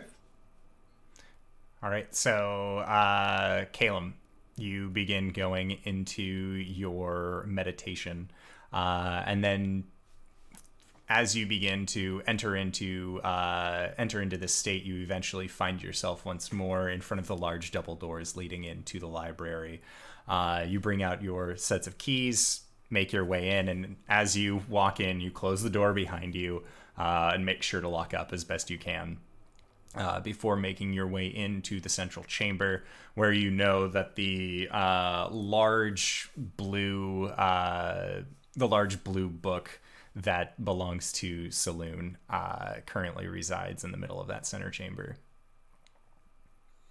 Yeah. I forget. Do I write in the book or I just ask? I ask, right? Yeah. Yeah. Sorry, Madam Saloon. Just there were some. My friend just disappeared from a ship. Make a religion check. On D&D Beyond. That is 19. Okay. So you ask the question, and coming from beneath it, you see in the standard messaging format that you share with Saloon, it says, "By what means?" Conjuration magic. It was a silver circle and quill and ink. Yeah, he like ruffles in his pockets. And inside the book he just starts drawing like the circle and then writing the inscription on it. Okay. Make a history check as you go to remember the circle. History buff. Oh, yeah, that's a natural 20. Okay. Yeah, so you create the entire circle inside the book. And are you asking, it was a conjuration magic with this symbol? It was conjuration magic shaped in a circle with this written inside of it. Okay. And I'll just like diagram it. Okay. So you leave that, and then you see underneath it another drawing is kind of sent back to you, and it is a sphere that looks like it has a bunch of kind of divots and large formations built on it. And you've spent enough nights alone in your temple's balconies, as well as with your friend that resides within your shield, to know that you have received a picture of the moon. Yep, but that's not. I thought there was no air up there. Oh my god. They're on the moon? And you see a little shrug emoji. You show up. Okay, that's a lot to process. You wouldn't happen to be the only moon deity, would you? It says no. I figured. Okay. This is a lot to process. Yeah. Library's looking okay. Thanks, Saloon. I'm just gonna... Later, and, like, just starts shivering. Indoor? Yes. What the fuck? Don't worry about it. What a good time. What a great game had by friends. Just... Caelum wakes up, eyes open. They're on the moon! 4 hours later. Gwen has like fallen asleep, like kind of on his lap, like kind of holding his foot, I would say. No. Oh shit! What do you mean? What? Yeah. Spoke to Saloon. She didn't abduct them. At least I don't think so. Figured out that, well, maybe, possibly small percentage that they're on the moon. The moon? Yeah. Can they get back? The dot in the sky? I didn't ask that. How can one go to the sky? Well, because the circle contains some form of conjuration magic, remember, it's both an in and an out. So someone or something took them both in and set the destination to the 4-hour moon. Do these things typically disappear after they're no longer in use? I mean, it would probably depend on the material that it's on, plus the scribing components.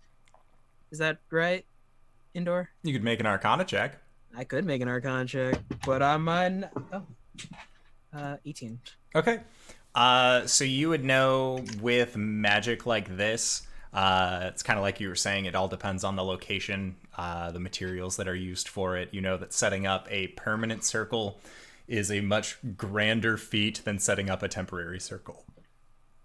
Can I make another Arcana check to see if I can maintain this circle? Like, I would with say, yeah, my you could make another materials? Arcana check for that.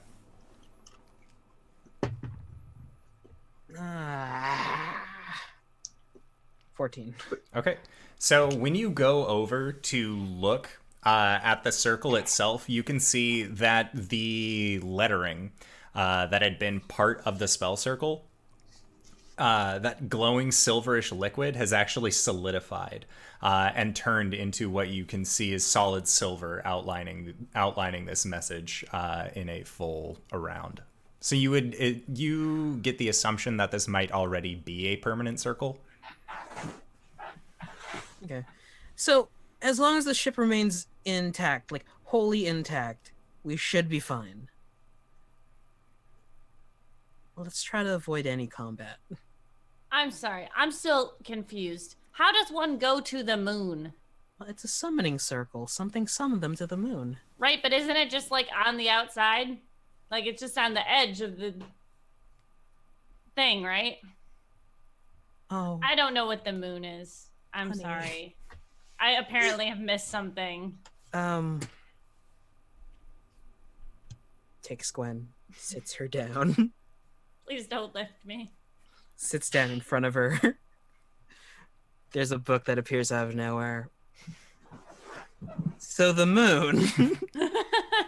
And if you've ever heard one of like, If you ever heard one of like Cori's like rants about her deity, it's about that long and tedious.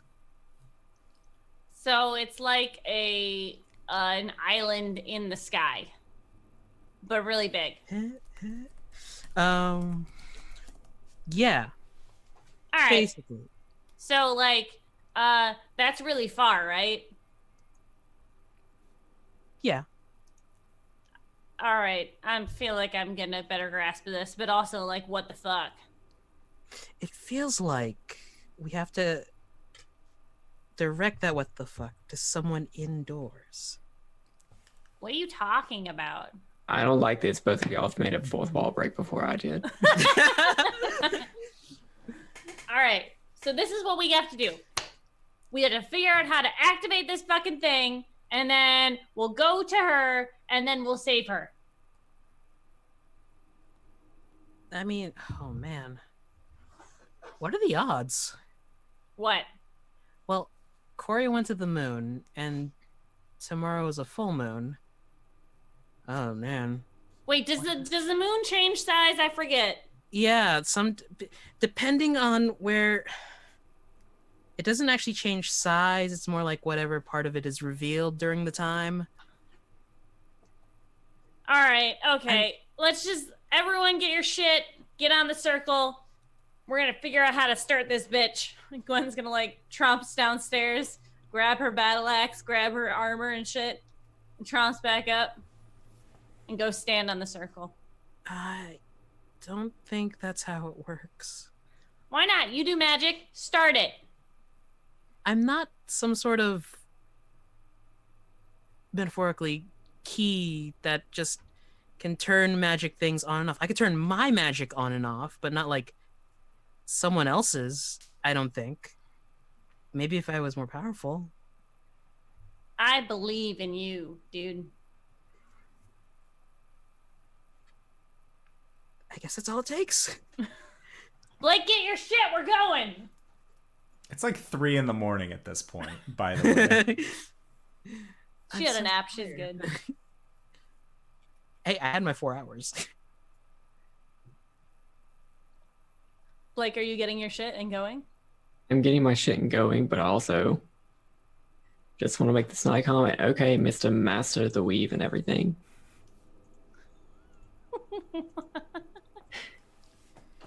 It's a Great. party full of Deadpools.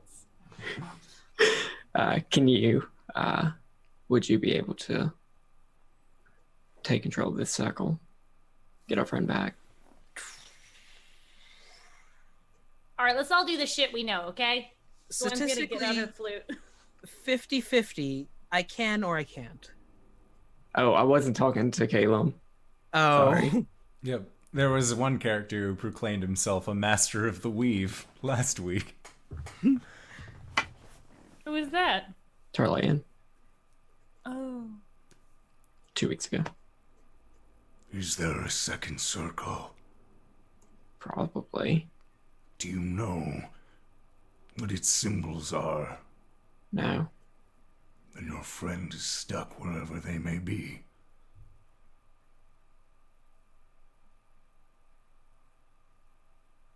Master of the Weave I am. But that still requires following the laws of magic.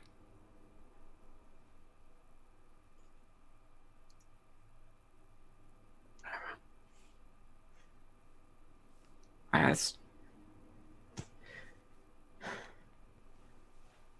if you'd be able to protect my friends. That you help me do that. You asked what? I'm telling Tarlaen, like, I asked him to protect my friends, to help me do that. And protect your friends I will. But this one... I don't know where it went. Your other friend says the moon. I have not been to the moon. We would need time, resources. We don't have any of those. No.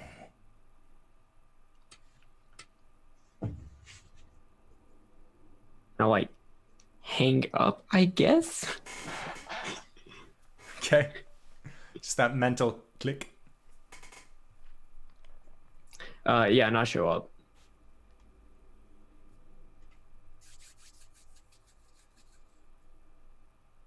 Abracadabra.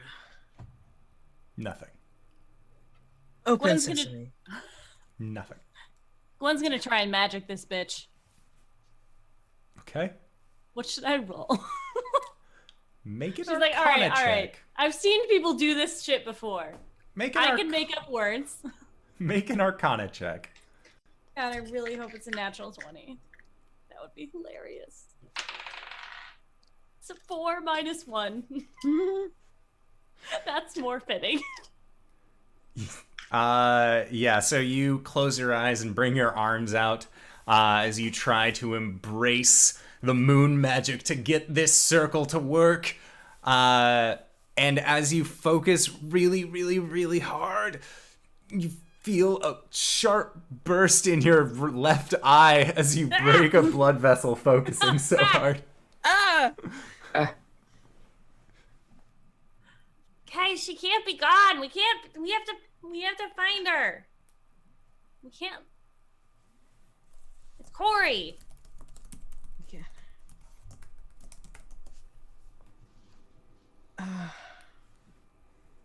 Actually, do I have that? I think I do. Thank you for the bits, Chibi. Yay! Gwen does magic. Caelum, you can't talk to her, right? You don't have sending your message. Well, sending. Nope, I don't have that. Tarlaen wouldn't, would he? Nope. Okay. He doesn't have any of his materials or control over a body to do semantic components. Yeah, we could work with that. We'll workshop. I mean, It's fine. No, that doesn't work. Damn it! You're so useless. it's almost as if this was just a setup for a one-shot. Oh, Right? man. Almost. Guys.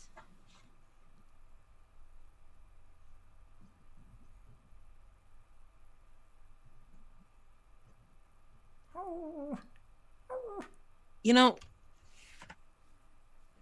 we've got time.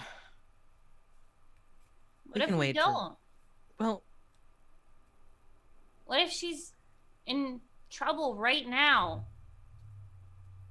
maybe we can talk to, God, I'm blanking on the name. Dragon Duder on the island, who's named after the island that we're going to. That's in Yes. 3 days.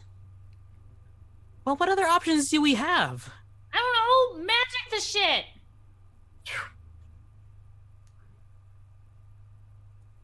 I can heal wounds. I can make wounds. And that only works on creatures. So if you have a way to animate the ship, I could probably do it, but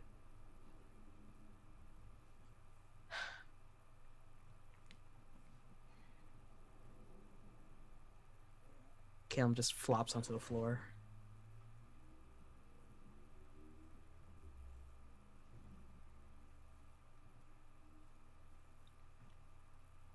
Gwen's just gonna kind of kick the floor and go sit on the bow with her back to like the railing, like just looking at the circle.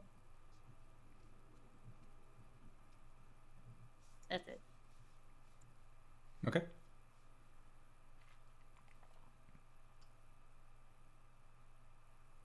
Blake doing the same thing, just staring at the circle. Or like walking around trying to see if there's anything around to take his anger out on. Okay. So you go looking for something like a wall or something like that to kind of just punch and release your frustrations. And as you guys continue throughout your day or the early morning, it begins to, you see the dawn appear off the horizon. And as it does, you can see that there are a large number of clouds that are also kind of in the way of your ship. And you can see that there is just a sheet of rain coming down in front of it as well, that you didn't really have a good look at overnight while you were sailing. But luckily, the quartermaster, who is now the acting captain, has seen it and is currently changing your guys' course to the left. As the clouds in front of you look like they are sprawling out in such a way that you will need to at least stop, maybe go to shore for a little bit, possibly a few hours, let the storm carry over, and then continue on. And so Gwen and Blake, you are both going to be at a level of exhaustion from having not slept the night prior. But Caelum got his 4 hours meditation in when he went and spoke with Saloon, so he is doing fine. I can take first watch on the ship and you guys can rest up.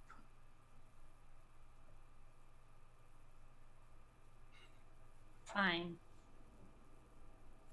Figure something out. She kind of storms downstairs.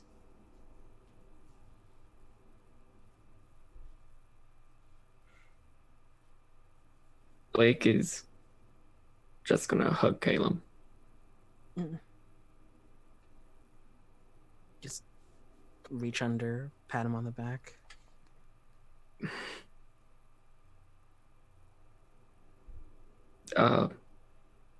He winces. He's still shirtless. Oh. You kind of pat him right on the soft part of his back, where you know that the Tiamat carving is.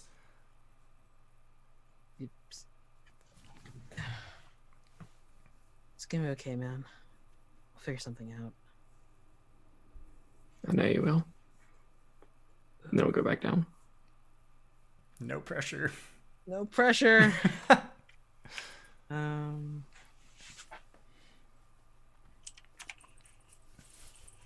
Yeah. All right. Caelum is gonna go back onto the magic circle and try his best. Okay. And as the sun reaches a higher point in the sky, you can see that what looked to be this bright, luminous silver in the evening has actually just kind of what looks to be almost like a tarnished, darker color during the daylight. It doesn't look like it has that same kind of luminosity to it as it does during the evening. And you are just spending your time kind of focusing on the circle, trying to figure out if there is a possible way to activate it. Yeah, or I kind of want to see if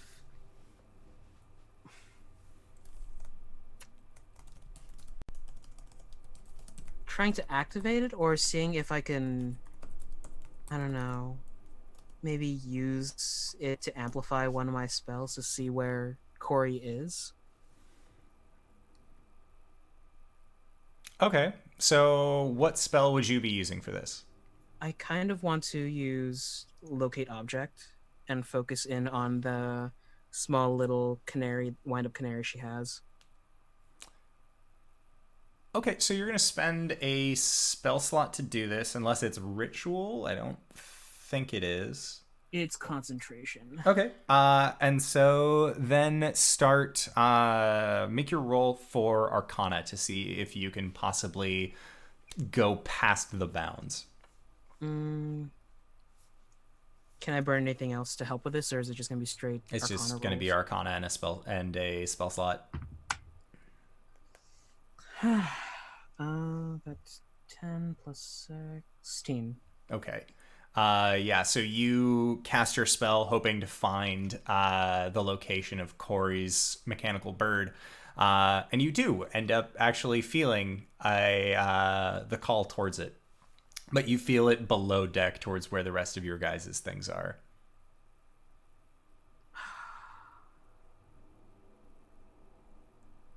I'll walk downstairs to where Cori was last, Yep. to her pack. You see that her pack is just set up very nice and pristinely like she usually has ready for the morning.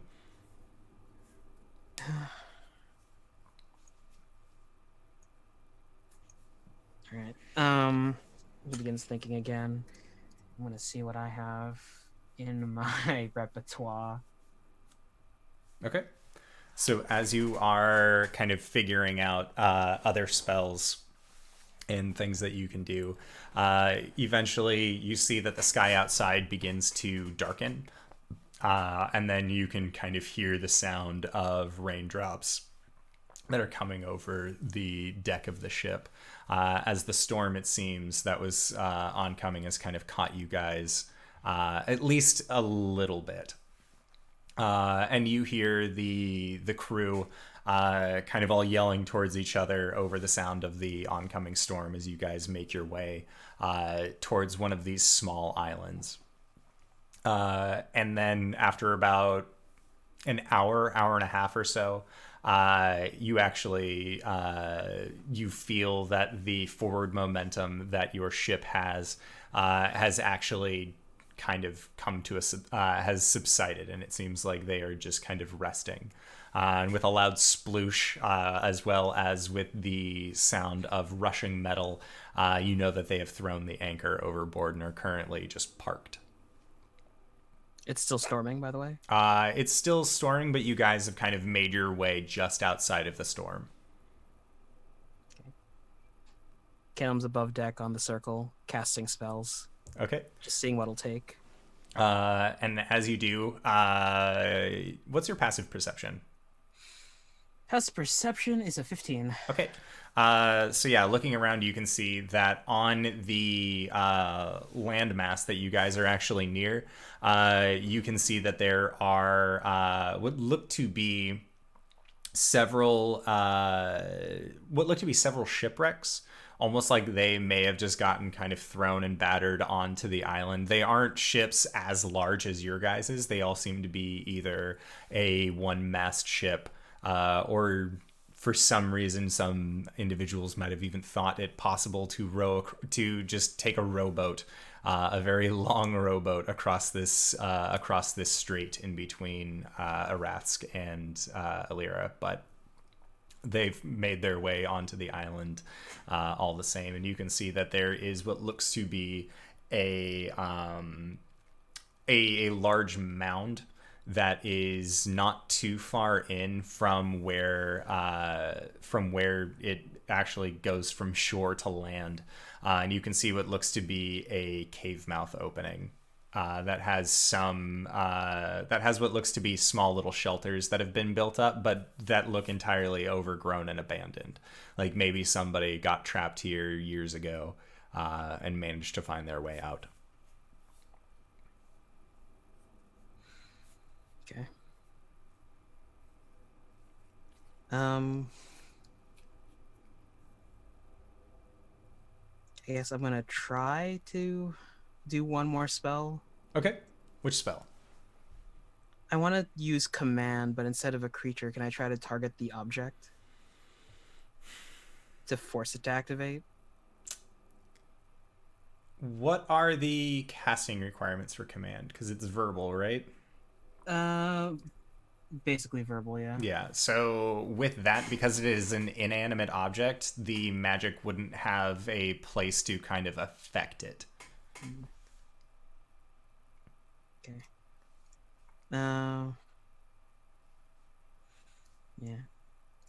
When that fails, Caelum starts pacing around the deck in that storm. Okay. With the storm kind of off in the back. And that is around the time that the quartermaster actually comes up to you, because again, you guys have kind of you've made it to a point where the storm is passing far enough away from you that you don't need to be worried about it coming and affecting the ship at all. And he says that they are planning on sending out a small recon team to actually investigate the shipwrecks to see if they can pull anything. And was wondering if you and your team would possibly be willing to go out and protect the crew members if there is anything dangerous out there. He eyes the circle. I'll speak to my crew. He just gives you a nod and lets you know that if you are still worried about the circle, they can put a covering over it to make sure that it stays out of the elements should they end up coming this way. But it looks like you are far enough away from the storm that is passing to kind of avoid all of that. And you've seen that there was a smattering of rain that has actually pelted the deck of the ship, but it didn't seem to affect your circle at all. Okay. I'll head down and give the lowdown to the other two. Have we had enough sleep? Yeah, at this point, I will say that you guys have had enough sleep, yeah. It's the early mid-afternoon. They want us to do what? They're going out to some of the shipwrecks that are out there to see if they can salvage anything. And just in case there are any baddies out there, want us to go and protect the crew. I mean, I guess that's what we're paid for. what am I gonna do though?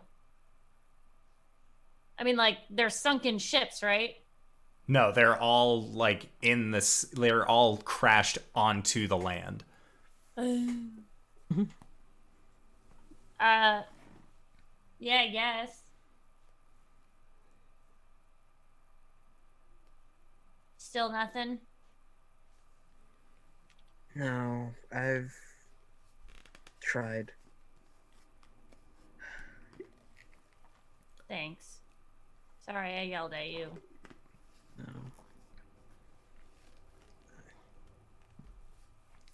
I hate this. You know, it feels like I should be able to do something, right? I mean, it feels that way, but I don't know anything about magic, so, like, it could not be that way at all. always comes down to me being too weak. But you're the smart one. You don't have to be strong. I'm the strong one. Not like physically. I mean, I know.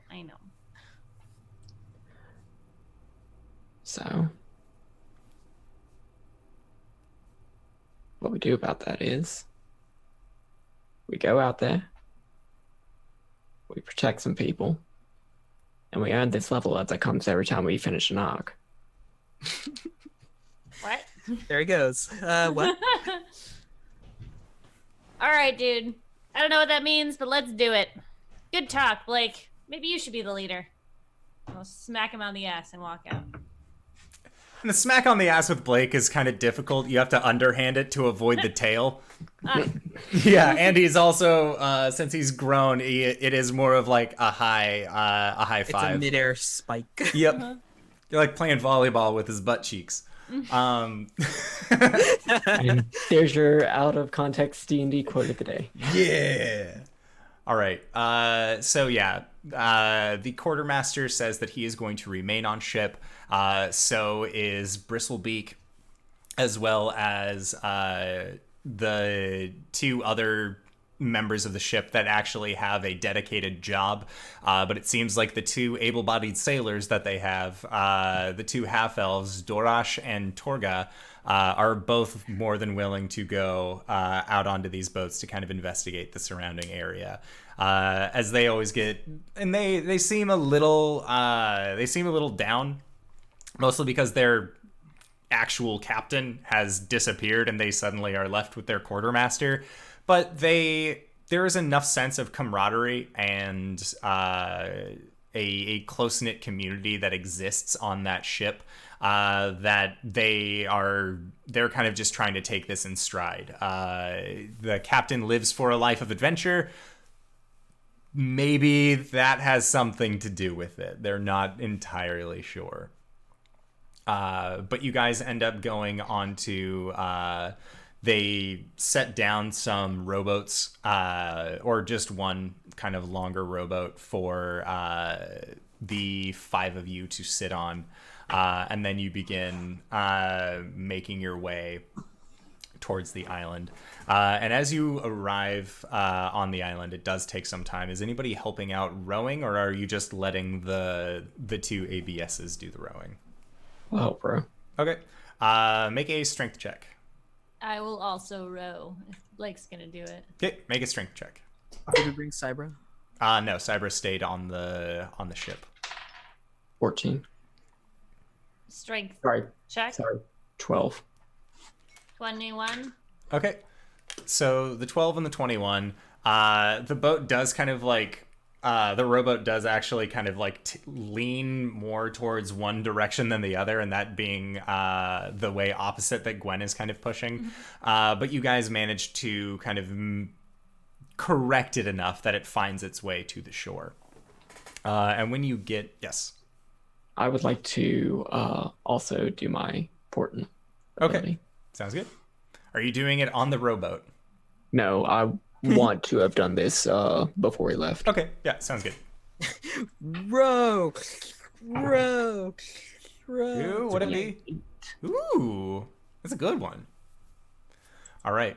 So, yeah, you have an 8 for your portent. You guys have been rowing on this boat until eventually you do end up making it to shore. And as you get close enough, you see that one of them hops out and just begins kind of dragging the front of this rowboat until eventually you guys are all close enough to the shoreline that you can hop out and find your way onto the shore as well. And you can see that it is a very rocky beach. This isn't as nice of sand as you thought that it was. It seems like there's just kind of a general dark sand coating over all of these small little pebbles as the waves roll in. And looking around, you can see what looks to be the remains of 2 ships. There seems to be one that is just completely it is rotting at this point from having just been out, to the point where you can't really make out any of the lettering or markings that were on it. It seems like a lot of the paint has faded away to really give this vessel a name. And then the other ship that you end up finding, just again, kind of like broken up. You see that there is a board that was kind of cracked and broken and fell. That was on the stern of this ship that has kind of fallen off. And you see that it says Desire, and that has just kind of been broken and shattered into several pieces. Quick question. Sure. In my inventory, I have a ship flag. Does it match any of these? Make an investigation check, because you can't really see a lot of flags that are placed around, but you could possibly find the flags that were on these ships. 17. Okay. Yeah, so you begin looking around, and you can see that on the Desire, that it looked like it was a heart that had what looked to be a crown kind of set around the top two rings. That just seems very tattered and old. The colors on this, it was a red heart on a green field. And then the second flag that you end up finding looks like it was a entirely white flag that has just kind of been tarnished and destroyed. Neither of them matches my thing. No. Okay, that's it. Yeah. Which one do they want to go look at? They are going up to the first one, and you can see that since the entire stern of the ship is kind of like sunk into the ground on the side, that they are just looking around, and you see them going over to crates and kind of like popping them open, seeing what's inside. And one of the times that they open up this barrel, you see that it just falls open with a lot of these what used to be fish, but is now just kind of deteriorated and turned into like this large gelatinous yuck that just spills out from a barrel. And you see that one of the crew members just immediately puts his hands over his mouth and just walks away, just starts vomiting, just cannot contain the smell of how awful this was. And as you guys kind of continue looking on, you end up finding, make an investigation check while you are busy looking around and finding things. Natural 20. Damn. 6. Okay, so the natural 26, and then what was the other number? Or are those the 5. Conster dice? Thank you so much, Concert 20. Thank you so much, Conster 20. These dice have served Blake well. Yeah, so the 8 and the 5, you guys are kind of just looking around, more of admiring the architecture of these ships after they have crashed. Like, Gwen, this is the first time you've seen a cross-section of a ship before. So you kind of get the understanding, like, why is there extra room underneath the floorboards on the bottom? That's not economical at all. Like, just wondering, like, I wonder if they put weapons or jewels, and like letting your mind just run rampant with the ideas of what you could possibly stow away in a ship. And Caelum, your mind is still very preoccupied with the spell circle that you guys had left behind in order to go out on this excursion. But Blake, while you are adventuring around and just sort of getting a general look, you end up finding that there are a collection of these barrels that look like they had all been tied together, that are sort of just resting at an angle in the sand. And when you go over, you kind of like shake them a little bit to see if they make a squishing noise or if they make like a rattling noise. And it sounds like they're actually sloshing on the inside. And so taking a quick peek inside, you can see that there are 3 kegs of what look to be very old grog, as well as what look to be about 4 of these barrels of fresh water, or what used to be fresh water before it became kind of stagnated. And as you kind of like back up and just look around again, you actually see that there is what looks to be a crate that is slightly popped open, that's a little bit farther in, more towards the cave entrance. And as you get closer, you can see that again there is this built out campsite that doesn't really have a whole lot left in it. It looks like, again, somebody was here years and years and years ago. But you see on a small little almost stone shrine that there are 2 small carvings made in bone. One of which shows what you would guess to be a human female. And then you see that there is a smaller carving of what looks to be a human male. That looks much younger. You can't really get a whole lot of features from these 2 carvings, but you can tell that much. There is an effort made to accentuate ears or to give them a beard or anything like that. So you're getting the gist that a human was stuck on this island. And that is about 80 feet away from the cave mouth opening that you had seen before, and you can see that there was a pretty established path coming from this site into the cave. I'll point it out to the other guys. Okay. And Dorash kind of just nods, and you see him grab a torch, kind of sets it down on the ground, sparks it up with some flint and tinder, and then he begins walking over towards where the cave entrance is, and kind of just like puts his torch in to kind of see if he can get a good look around. I'm gonna follow. Okay. So as you are following him, and he just looks, as he looks inside, he turns back around towards you, and he says, "There's nothing in here but junk."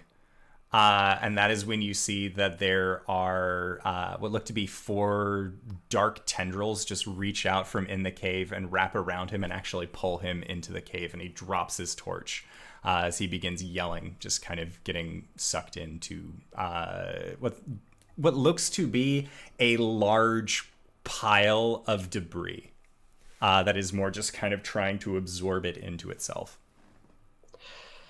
Guys, we've got company. What the fuck is this? Pounding down the beach. Yep. And Torga just like immediately looks up from what he's doing, just Dorash, and just begins rushing off towards where you guys are. That's when I would Do like you know what the fuck this is? You might. You might.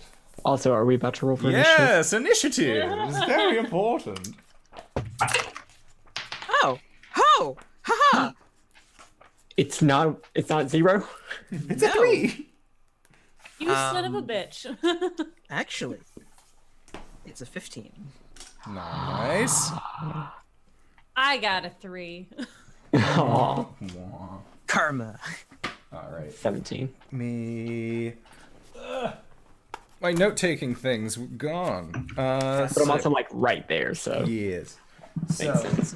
we got Blake at 17. Mhm. Okay. Then we have Caelum at what? 15. 15. Gwen? 3. 3. Okay. And Blake, you can make a history check or a nature check. Fey Fiend or Undead. It is not. Let's do a different die. Blasphemy.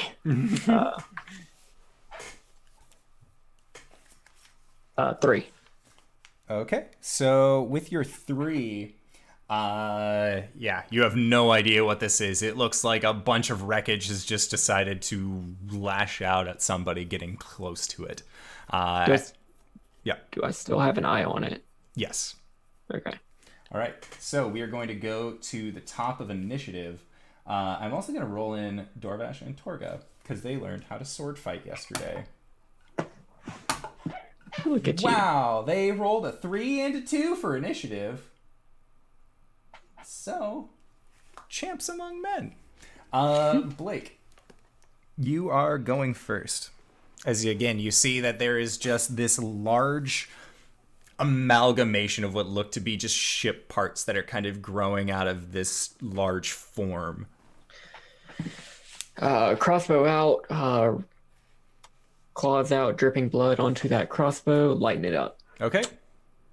So that's... And then I'll take a shot. Okie dokie. Shot.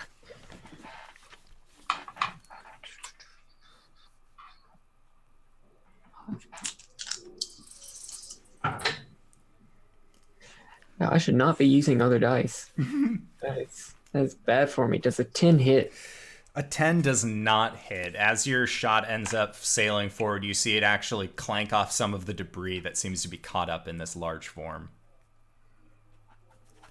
All right, so then next up is the creature. And so you see it. It just kind of like shudders a little bit with its form as Dorash lets out a cry. As this creature is going to attempt to crush it inside of it. And Dorvash's cry for help is kind of cut short as you see blood just kind of come out of his mouth and his body goes limp. As this creature kind of rears back up with what looks to be a long, almost arm-like appendage, and then it reaches out and tries to swipe at you, Blake. So, that is going to be a 4 on the dice. That's not going to hit. And then it is going to try and make a second attack against you. I think it's 3 attacks. Well, the first thing was not technically an attack. It was an ability. Yes, so Don't get does grappled. a 16 hit. 16 will just hit. Okay, so that is going to be... for 14 points of bludgeoning damage. Oof. All right, so that is going to be it for its turn. And again, you just see Dorash's body just begin to steadily get absorbed into this mass. So next up is Caelum. And by the time I'll say that by the time that we have rolled for initiative and you guys have made your way up there, that within a round of attacking or within a round of movement, you'd be able to be up at the cave mouth and see this thing. With a round of movement. Yeah, so you'd just be able to use your movement, get up there, no problem. Okay. I see it. I like blink twice. I see Dorash getting absorbed. Yeah, and you can see that there is way more blood on his face coming out of his mouth than there should have been. Ooh, hope he's not dying. I'm gonna send Moonin up and over to Blake. Now, I'm gonna try to send him up and over to Dorash to use my first level cure wounds. Okay. Make a medicine check. Now, he's probably dead. He's dead, Jim. That is a 15. He's dead, Jim. Oh, he's dead, Jim? Yes. Okay, I'm going to switch it so that Moonin sits on top of Blake and does a blip and heals him. Okay. For this much, that's a D10. Hold on. How much damage do I get healed? You get healed so much damage. You get healed. Oh, that's a 6 plus a 3. My wisdom 3. That's a 9. Nice. I will take 9 points of healing. Thank you, comrade. No problem. Awesome. And then I'm going to bang my shield on. No, wait. Healing is action. Yeah, that's it. Okay. Sounds good. So then next up is going to be Gwen. All right, Gwen's gonna run up and try and cut this bitch free. Okay. So first off, I would like to tiny rage, please. And then I'm just gonna take a reckless attack Okay. with my new weapon. With the Runtax. Woo! That's a 21. Yeah, 21 will hit. Roll for damage. Dang. Ooh, I get to roll a d12 now. What the fuck? Yeah, because it's a fucking battle axe. Or it's a great axe. That's 9 points of damage. Ooh wee. Okay. Sounds good. So you carve into it with your axe, and you actually see that there is kind of this greenish, viscous liquid that begins to pour out of the spot where you hit it with your axe. And you can see underneath, now that you've gotten very close to it, that a lot of these ship parts and other pieces of wreckage that are kind of have turned into an amalgamation to confront you. Looks like it almost has a kind of plant-like base to it. Oh. I'm thinking about Repetitive Pokemon, bleed. so Oh, that's it. I find this hilarious. Okay. So then next is Torvash, or not Torvash, sorry, Torga. As Torga runs up and just sees this large creature, and he doesn't know what to do. He grabs the torch that was laying on the ground that Dorash dropped, and he just throws it at the creature. So he is going to make an improvised weapon attack. And you just see it kind of like slip out of his hand and then fall down behind him, and he like and reaches up, and then he pulls out a short sword that looks like it hasn't seen use in quite some time, and he just has it with both hands in front of him, trying to make a defensive stance like Cori had taught him yesterday. But next up is Blake. Weren't there does the two of tentacle them? monster not get to go? Did the who? No, it's you then Tentacle Monster. Okay. Yeah, and the second guy, Gwen, is currently nommed. He dead. Oh, Yep. great. Bonus action, Blood Curse of the Marked. Okay. I keep forgetting what we do for this. Do we double the Crimson Right die, Yes. or do we roll 2 dice? I would say roll 2 dice, because the way that we do criticals and stuff on this show is always roll twice the number of dice. So, general rule. Yes, do math. It's big numbers. Does a 13 hit? Oh. 13 misses. Fuck. Yeah, and you see, once again, your crossbow shoots out, and it just plinks against the side of part of this debris. All right. So, next up is this creature. And it lashes out with one of its tentacles, or not tentacles, that's a bad way to put it. It reaches out with its long arm of no good. Pseudopod. Yeah, it's not a pseudopod though. Not so bad? Nope. No. It just seems like these viney tendrils kind of lash out. And it is going to strike out against Gwen. As Gwen, you got right up in its face and attacked it directly. Fine, it's gonna be fine. It got a 24 to hit. Ooh, yes, that hits. Okay. But only slightly. So Only then just. it is going to deal 14 points of bludgeoning damage. Oh, guys. Cool. Reduced to half, reduced down to 7 because you were raging. But you are going to need to make a, or actually you are just considered grappled. It's if it hits me, it grapples Yes. me. I don't get to make a dex save. Or actually, sorry, it is if both attacks hit. And it's all attacks against you have advantage, correct? For reckless? Or is it just the next attack? Hold on, let me remember. I think the rules is everything until the end I of think its that turn. is correct. So it is going to make a second slam attack against you. Yep. Oh, Gwen, I'm sorry. Oh Did it no. crit? Yeah, it did. Okay. It's okay.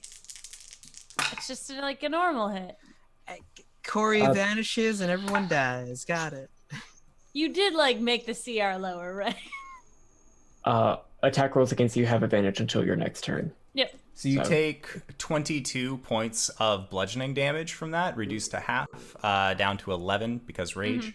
But yes, you are currently now engulfed by this creature as you see that these two long arms just begin to start pulling Gwen into its form. So, Am I considered grappled? yes. Okay. So then next up is going to be Caelum. And Caelum, you have seen Gwen just beginning to get pulled in by this creature.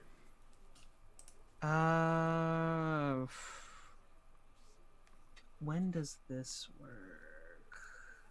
Well, it should be decent.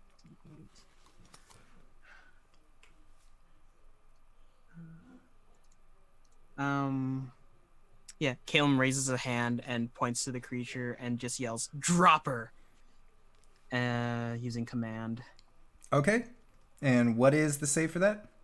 13 wisdom, Okay. right? Yes. It fails.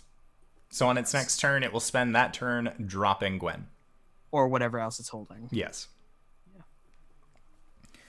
All right, so that was your turn. Next up is Gwen. Oh, it is. Okay, cool. Yes, and you are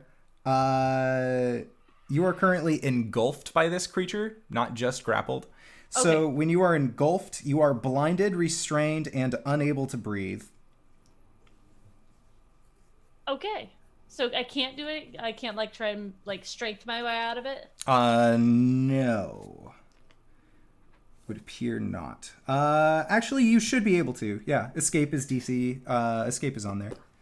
I almost gave that Then I would away. like to try and rage my way out of this. Okay. Is this a contested roll? This Oh, is no, not. It you just just has a said flat. DC. Yeah. That is a 16. 16 does make it, so you manage to just like pull yourself out of the inside of this creature as it just tried to suck you in. Sorry, emerge. It's like Tiny Buster. it's Jim Carrey, Ace Ventura, and the Rhino In the scene. rhino. Mommy, look, it's giving birth. All right, so that was Gwen's turn. You used your action to get out. Then it is Torga's turn. As you see that they just begin kind of like looking around and they run off to the side and just begin kind of like digging through the sand for something. And then you see them actually pull out what looks to be a crossbow. That's bow looks very not that great. They don't have any bolts, but Torga just, maybe this will do something. And then looks over at you, Blake, and that is your turn. Oh, sweetie. Oh, sweet summer child. So the monster does not have Gwen right now. No, Gwen has escaped from its engulfment. Is it looking bad at all? It has been hit once by Gwen.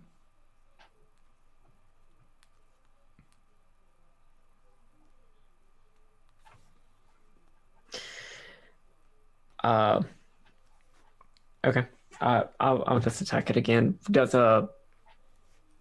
I'll use my 8. Does 15 hit? A 15 does hit. Just barely Okay. so. Good to know. Yes. I experiment. 10 points of piercing damage, 4 points of fire damage. Okay. So, when the bolt sinks in, you're used to it just like immediately causing extra pain with that flare up. But it seems like the fire damage actually isn't doing as much to this creature as it is a compilation of vegetation as well as waterlogged debris. Oh man, that blood curse would have been real great to have right now. All right, so then that was it for your turn. Next up is the creature. And seeing as how you have just shot out against it, Blake, Doesn't it have to drop me? yes. It has to spend its turn dropping things. You had specified drop her. And Gwen spent her turn escaping out of the grapple, so it currently has no action to follow. But isn't the term drop? You can only say It's command. one You word. can only say one word. So drop her. It Okay. would only be Yeah. drop. It just Yeah. No. semantics. This is a good game for semantics. As And you see this creature like rears back, looking like it's about to strike out against somebody, and then just kind of like has to stop.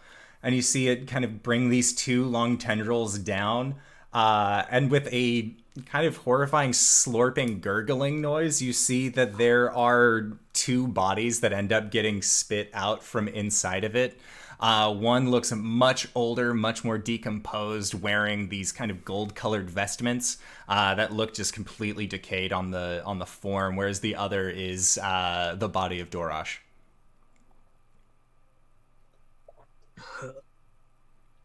All right. So then that was it for its turn, and it actually begins kind of like moving closer towards the group of you as it kind of begins to just walk over the corpses of Dorvash and whatever else it had eaten before, kind of making its way towards you. And so by the time that it comes to a stop, it is now maybe 10 feet away from Blake, as well as right up on you once more, Gwen. So next up is Caelum. Inhale, guiding bolt level 2.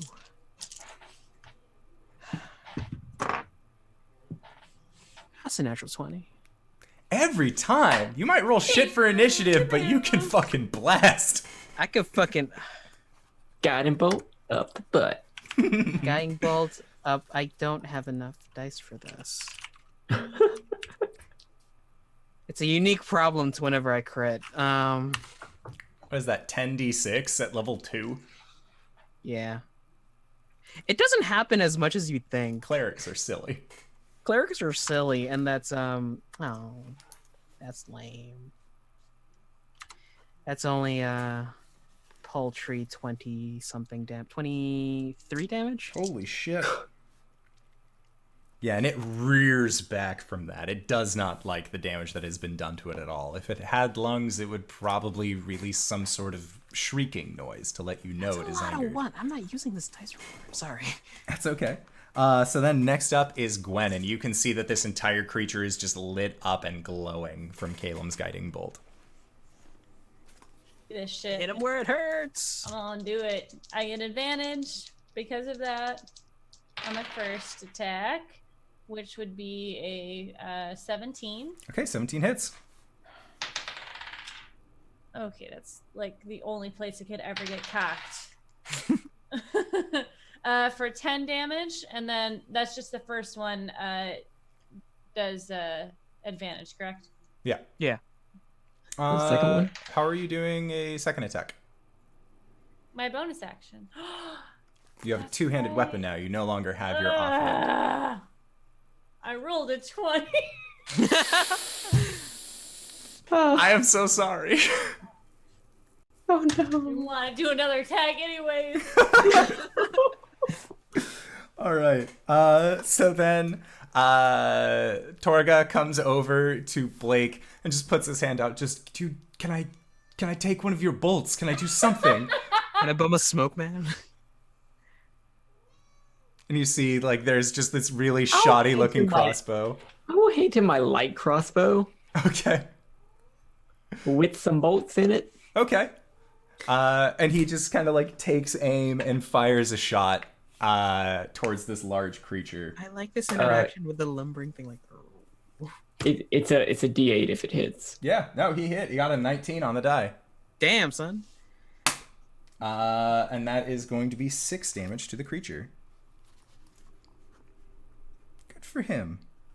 He's really putting himself out there today. So then next up is Blake. Oh no. I don't like that wording. Oh, it'll be fine. He's really putting himself out there. What's the worst that could happen? Today was a great day. I'm going to, first off, stand in front of him because I also do not like how that was phrased. Which should give him half cover. Yep. If I read the errata right. Yes. Unless this creature has sharpshooter. You never know. And I'm just taking another shot. Once. Okay. He's sharpshooter divine. Piccolo does it. I think a 25 is going to hit. Yeah, that'll definitely hit. Yeah. For 5 points of piercing damage and 4 points of fire damage, half to 2. Okay. So 7 points of damage overall. Sounds good. Pick up smite. Yeah, so this creature is actually then going to raise up these long tendrilled arms and swing down against Caelum twice. As Caelum, you did a dirty to it last turn. For the last 2 turns, it's upset because you just blasted it with a bunch of radiant. What is it doing? It is swinging Smacking out Caelum. against Caelum. He has to roll at disadvantage. He does. So he is going to miss at the first attack, and then the second one is also going to miss. Thank you, Mom. All right, that is going to be it for its turn. Next up is Caelum. And this creature is like right in front of you now. It has steadily been kind of like pushing you guys back out of the cave.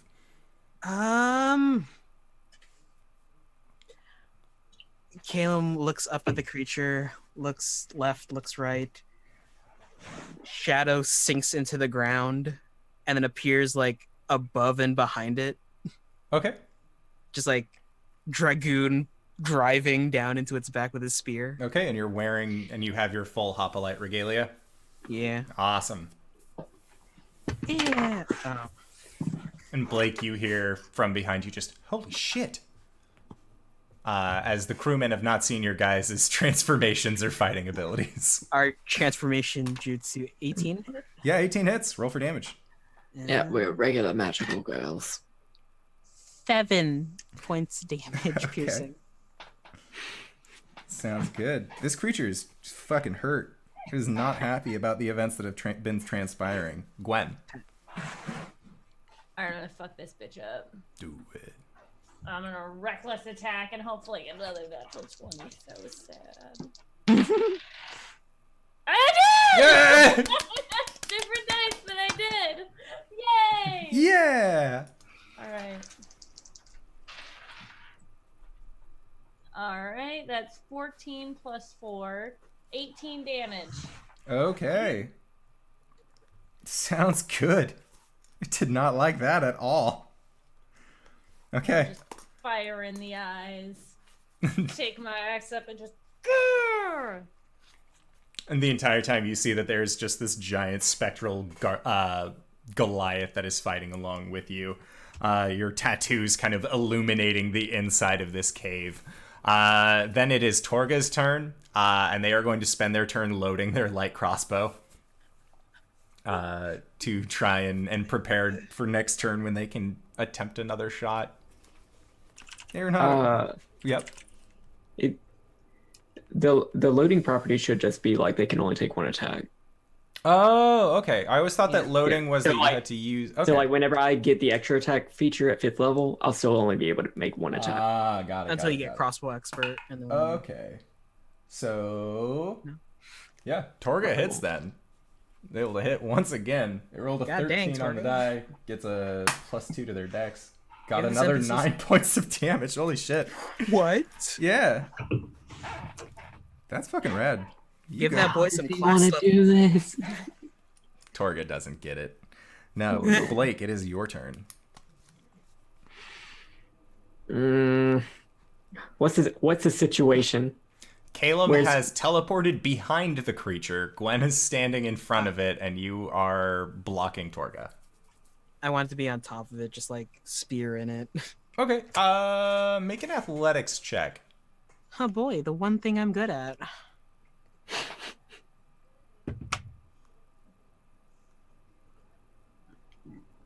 Yeah, so it was like you stab into it, and then you kind of just like fell off to the side. The spear is still sticking out of it, and it's within your reach, but it is currently embedded into the creature.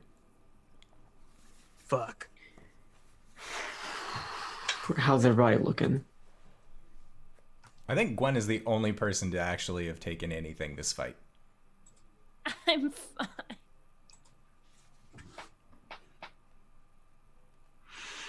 I'm gonna walk up and do acid breath. So I need a dex save. Okay. Do I need to do a dex save?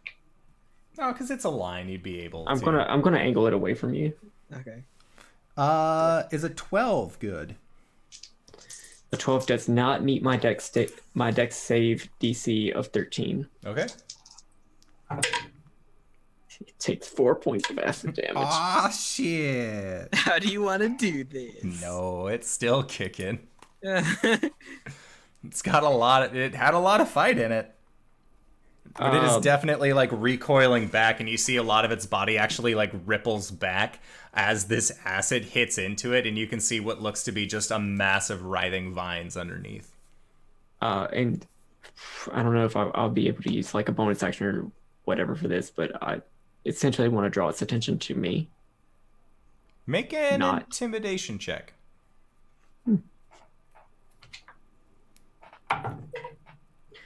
Cocked.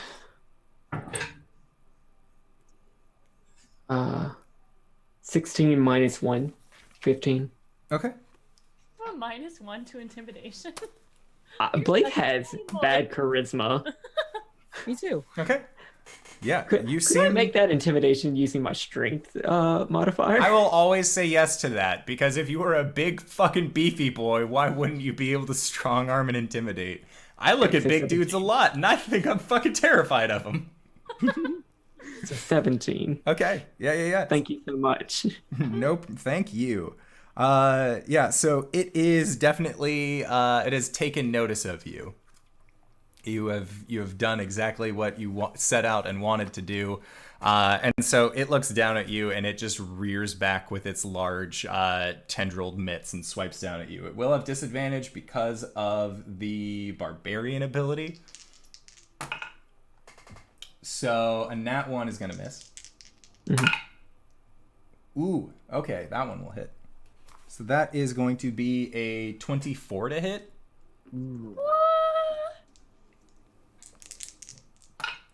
For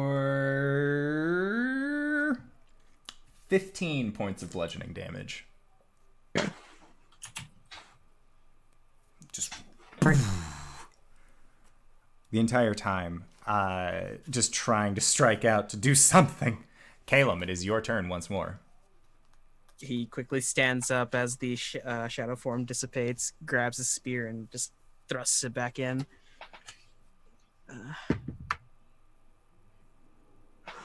Okay, 16.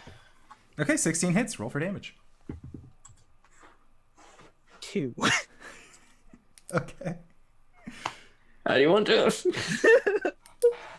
Not Oh, so happy. yet. Not yet. Gwen.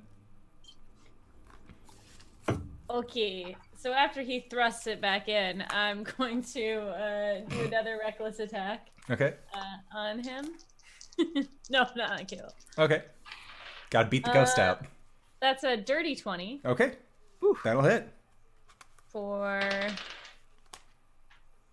10 points of damage. Alrighty. Gwen. Serious question time. Mm-hmm. What does it look like when you drop this mound?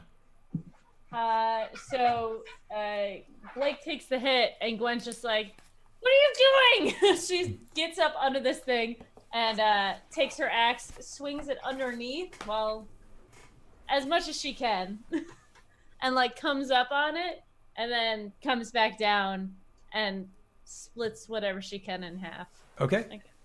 I didn't want it to hit Caelum. Uh-huh.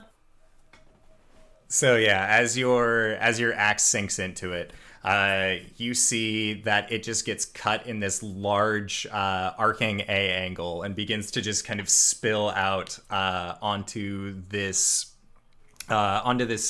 large piece that you've cut out on it, and you see that there is just a mass of a bunch of different shit that just sort of seems to start coming out of this creature as it deflates and then begins to turn into just this large mass along the ground. And that is actually going to be where we are going to pick up next week, is you guys investigating the surrounding area. But I would like to say, first and foremost, thank you to my wonderful players for putting up with a whole lot of fun, even if one of our players got sent straight to the moon this week. That aside, I also wanted to say thank you so much to all of you wonderful audience members who stick with us week after week. It really does mean a lot to see so many awesome faces. If you are interested, we have a Patreon. You can come and see what happens to Cori on Friday, as well as get a bunch of adventures, as well as earn access to an after show that we will be doing after this. But there will be more about that later. First, RJ, where can we find you? What do you do? Oh, hey, everybody. I am RJ here on the show, or RJustice282 on Twitter and Twitch. You can find me here on Mondays as Caelum, Shadow Guy Cleric, but you knew that. But also on Tuesdays as Hubris, the Tiefling Warlock, where we get up to some shenanigans. We're about to get up to shenanigans. Hey, you could also find me on Saturday on Pro Restarter stream for Monster of the Week. Woohoo. Yeah. Yes. All right, next up, LB, where can we find you? What do you do? I'm LB. I'm here Mondays and Tuesdays, 8:30 Eastern time. Tomorrow I'll be playing Ghost, the feisty one, in a different way.